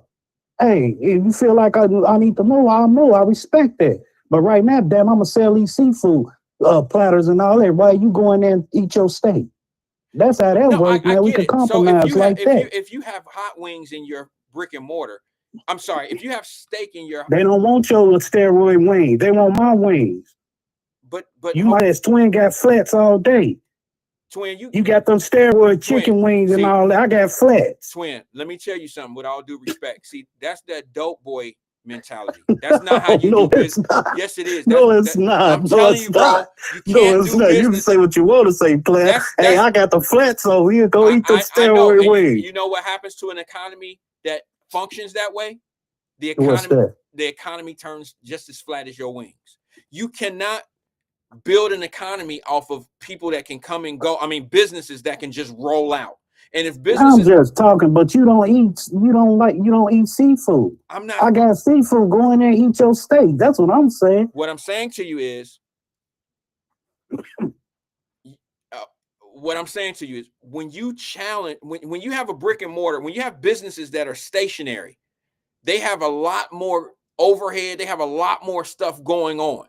Now, if that business sells steaks and you sell tacos, you're not really competing with that steakhouse, right? That's not what I'm talking about. I'm talking about when you are a wing shop, like I sell wings in my brick and mortar, and now you're a wing truck, and then your wing truck comes and pulls up right there where my wing restaurant is.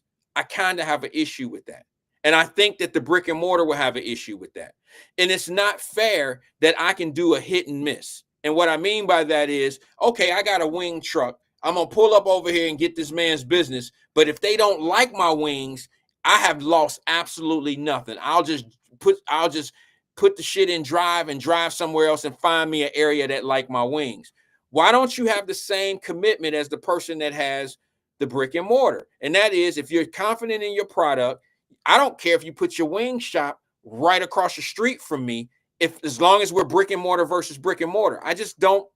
I guess because I'm an entrepreneur, I understand the frustrations of I can't just pick up and leave if I buy this building, or if I'm committed to this brick and mortar. I can't pick up and leave. I got to make adjustments. I got to do things better, or I got to change my recipe or something. Man, let's treat this like a street thing, man. Now, okay, you got go a ahead. McDonald's, White Castle, and a Popeyes on the same block. Different And I product. got a truck. Which one you want to pick?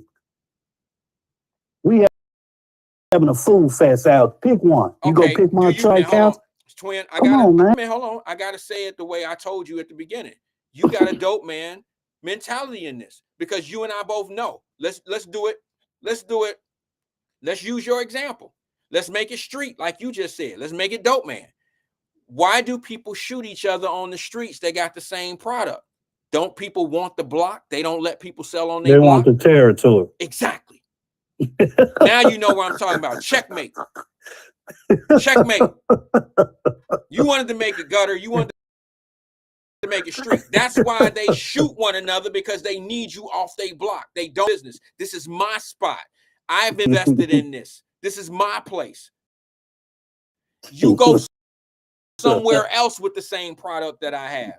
Build your where I'm coming from now. Yeah. Okay, there you go.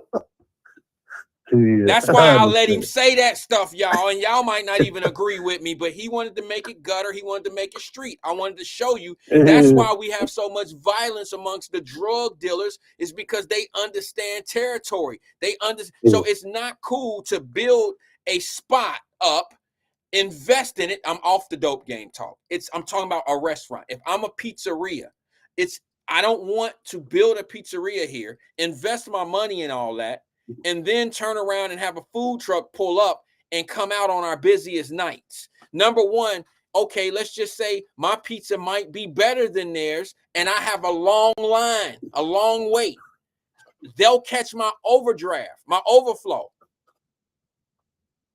I don't even want them to get that. I've built a business where I can afford a 30 or a 45-minute wait. I don't want somebody who's waiting for a slice of pizza or to come in our spot. I don't want somebody to be picking up my overdraft, my overflow. I don't want that as a business. This is why I created my brick and mortar. This is why I started this. I'm here to get all that's supposed to come to me. I'm not here to share it. If I wanted to share it, I just think that, look, I don't have a problem with food trucks. I want everybody to understand. I don't have a problem with food trucks. I just have a problem with how the competitive nature of it. I don't think it's on fair playing ground when you pull up next to restaurants. However, in Florida, what they have in Florida is they have food truck courts. And I don't care if you got 5 food trucks out there with hot wings. May the best truck win. Okay, may the best truck win. But they all playing on the same equal playing field. That's all I'm saying. Yeah. Hey, I watched that game. Did you see that Ravens and Bills game last night? I watched it we watched it in Man, Cleveland. that was a good game. I don't know how they let them, that defense and stuff. And speaking about your Bengals, it was a good game. The defense, held their ground, but man, that offense, man, especially that Brown, they paid all that money to. They need to defend Joe, man. They really do, because I bet on the It's not like the Bengals, man. Not being here, 15 years or better, whatever. Now I rock with the Bengals, but man, I'm betting on them too. But you don't hey, rock with the Bengals.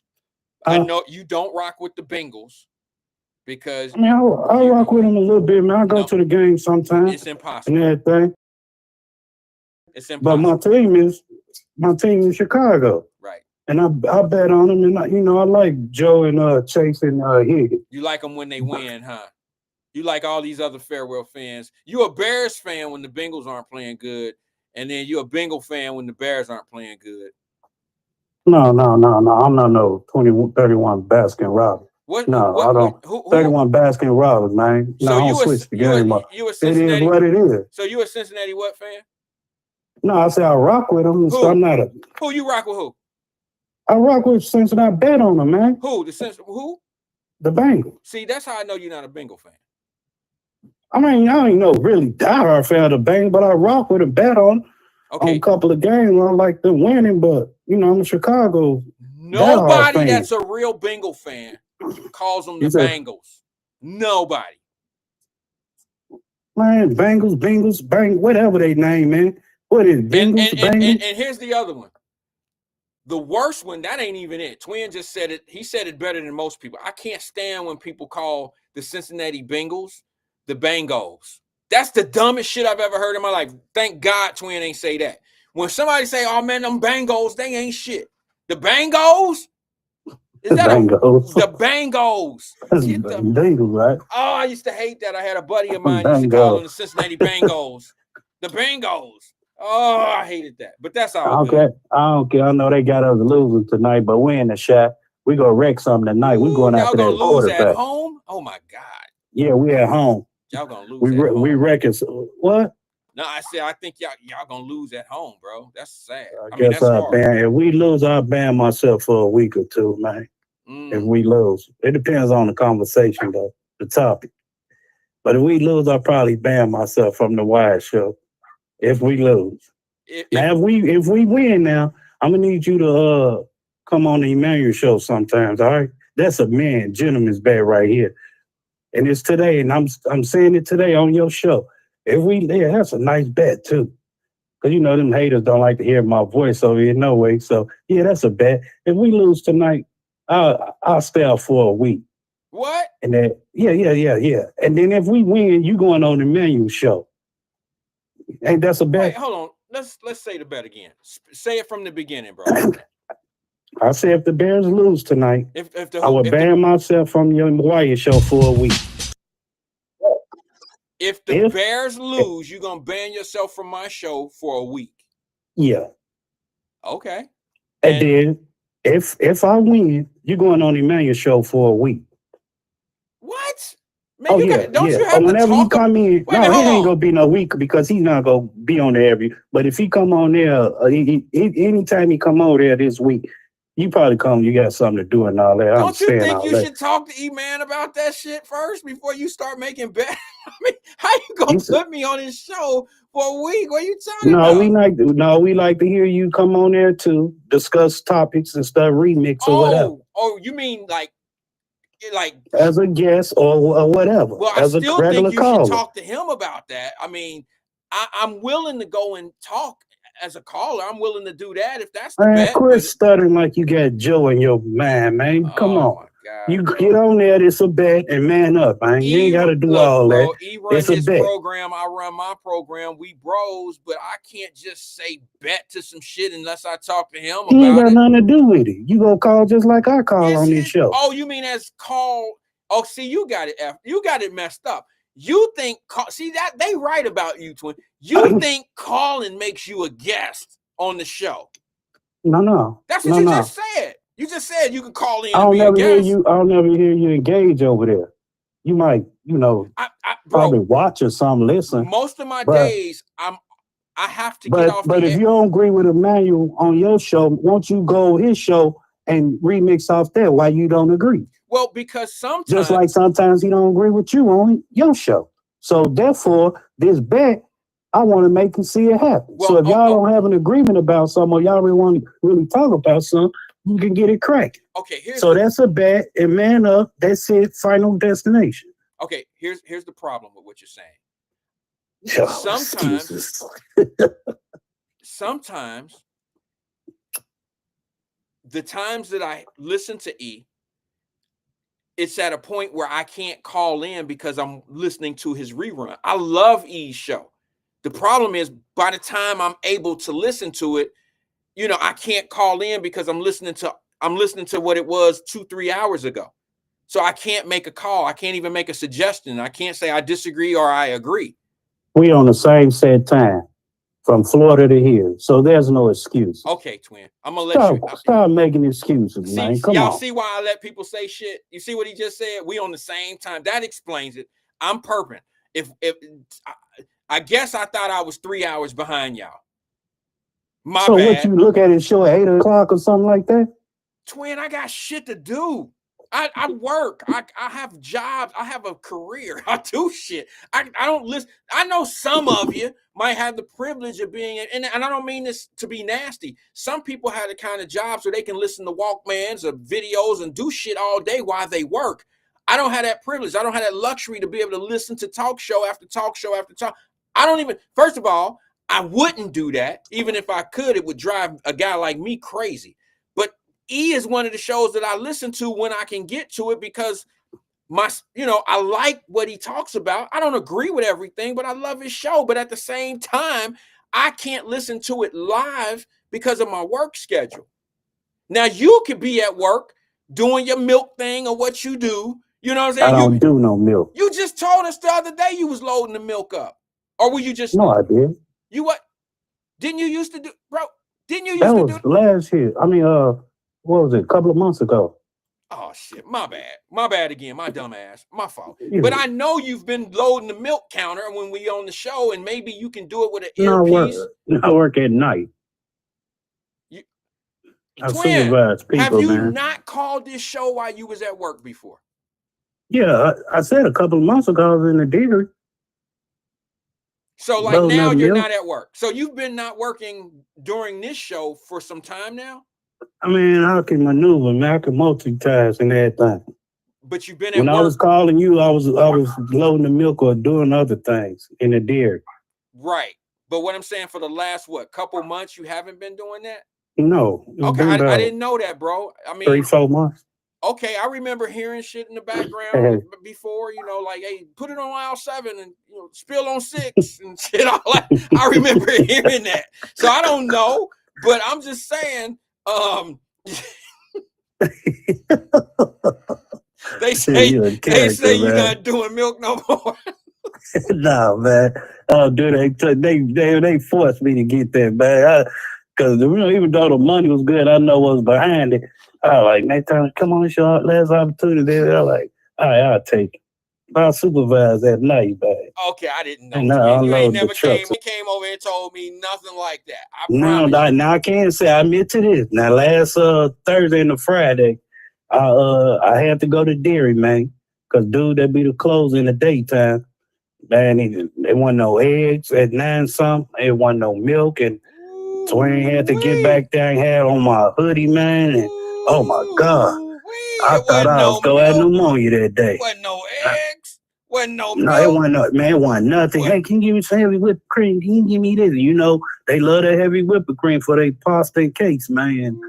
I had to jump back there. I was so pissed. Why? Because they was all the way in the back, and the way they had it set up, man. Oh my God, I'm climbing on there like a monkey, man. I'm like, man, why do they do me like this?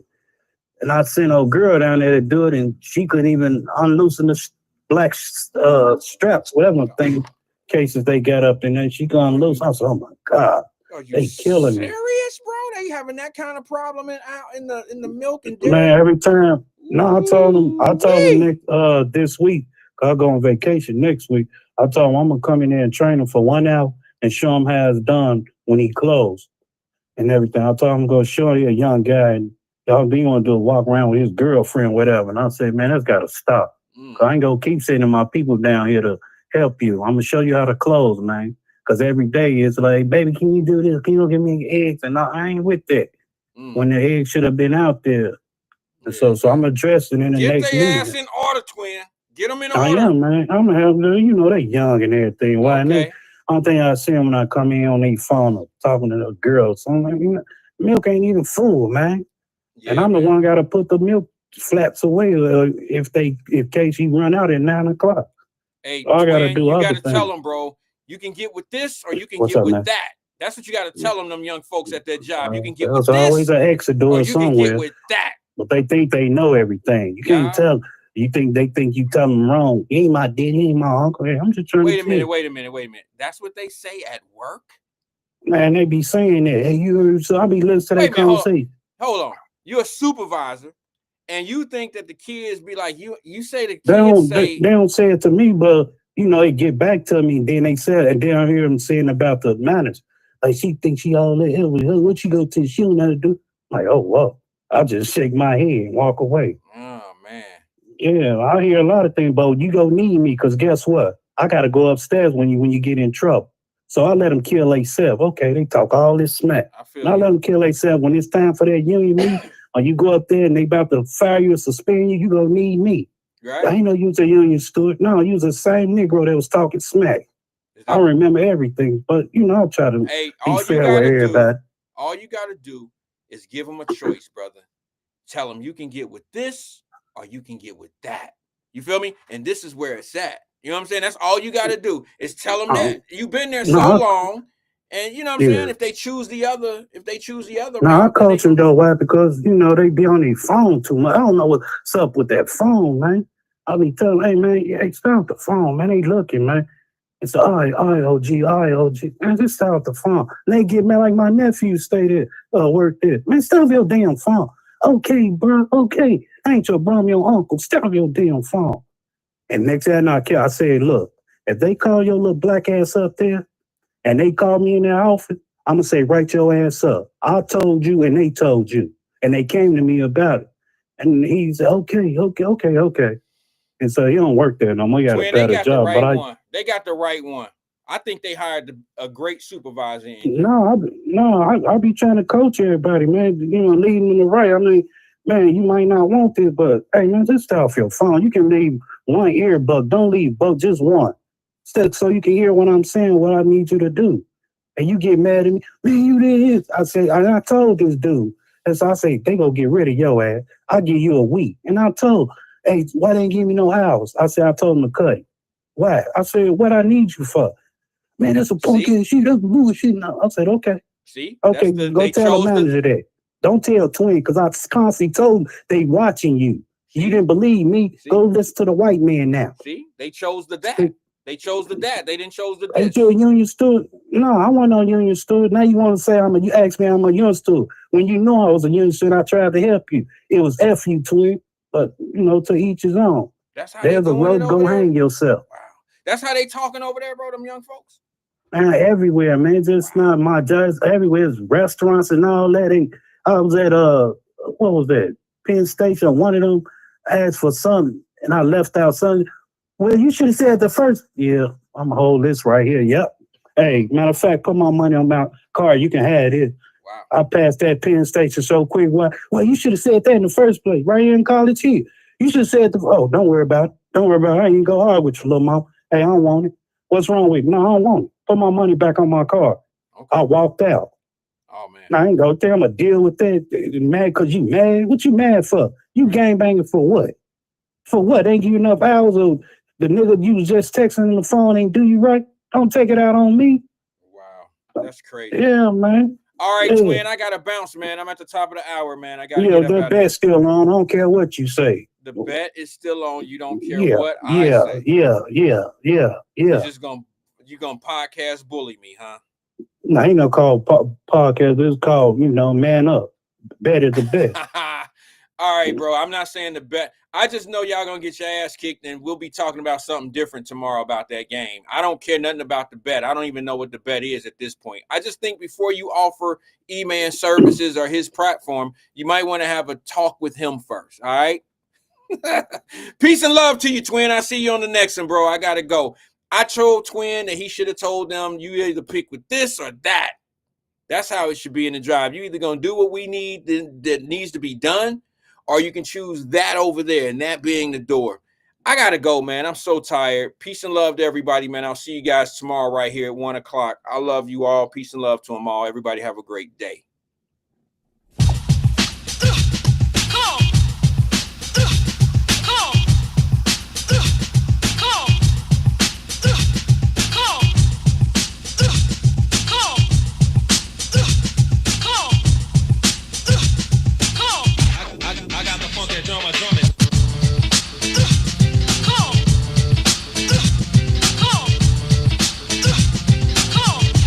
Like this might tempt me.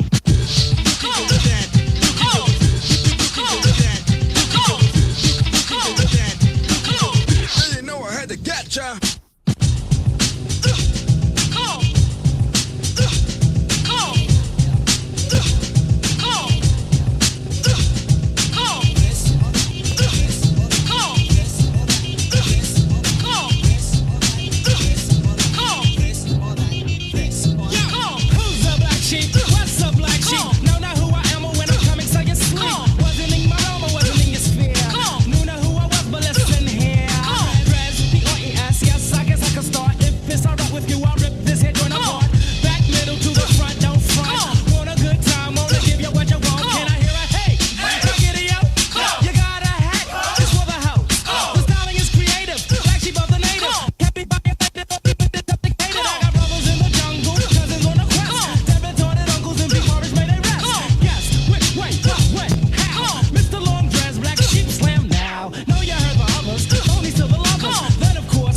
Is yours. You can get with this, or you can get with that. You can get with this, or you can get with that. You can get with this, or you can get with that. I think you go with this, cause this is where it's at. You can get with this, or you can get with that. You can get with this, or you can get with that. You can get with this, or you can get with that. I think you go with this, cause this is kind of fat. Where's the black sheep? Here's the black sheep. Even if we wanted to, the flock cannot be weak. Watch me swing like this. Why should I swing it like that? Because in fact, on me it might not attract. Therefore, I do as I feel inside. I live with me. I've got my back tonight, you know what I'm saying? Yo, black, I'm not playing. Need to go with this and go with this with no delay and see. In actuality, wonder can it be? I made it look easy because it is to me. Anytime capacity was filled, tried to rock it. Anytime my honey gave us play, tried to knock it. Never was a fool. So we finished school. Never see us sweat and you'll never see us drool. Out to rock the globe while it's still here to rock. Don't punch girls and we don't punch a clock. Gotta go see you later by the cat. And you can't beat that with a bat. You can go with this. You can go with that. You can go with this. You can go with that. You can go with this. You can go with that. You can go with this. I didn't know I had to get ya. You can go with this. You can go with that. You can go with this. You can go with that. You can go with this. You can go with that. You can go with this. This is how it should be done. Yeah.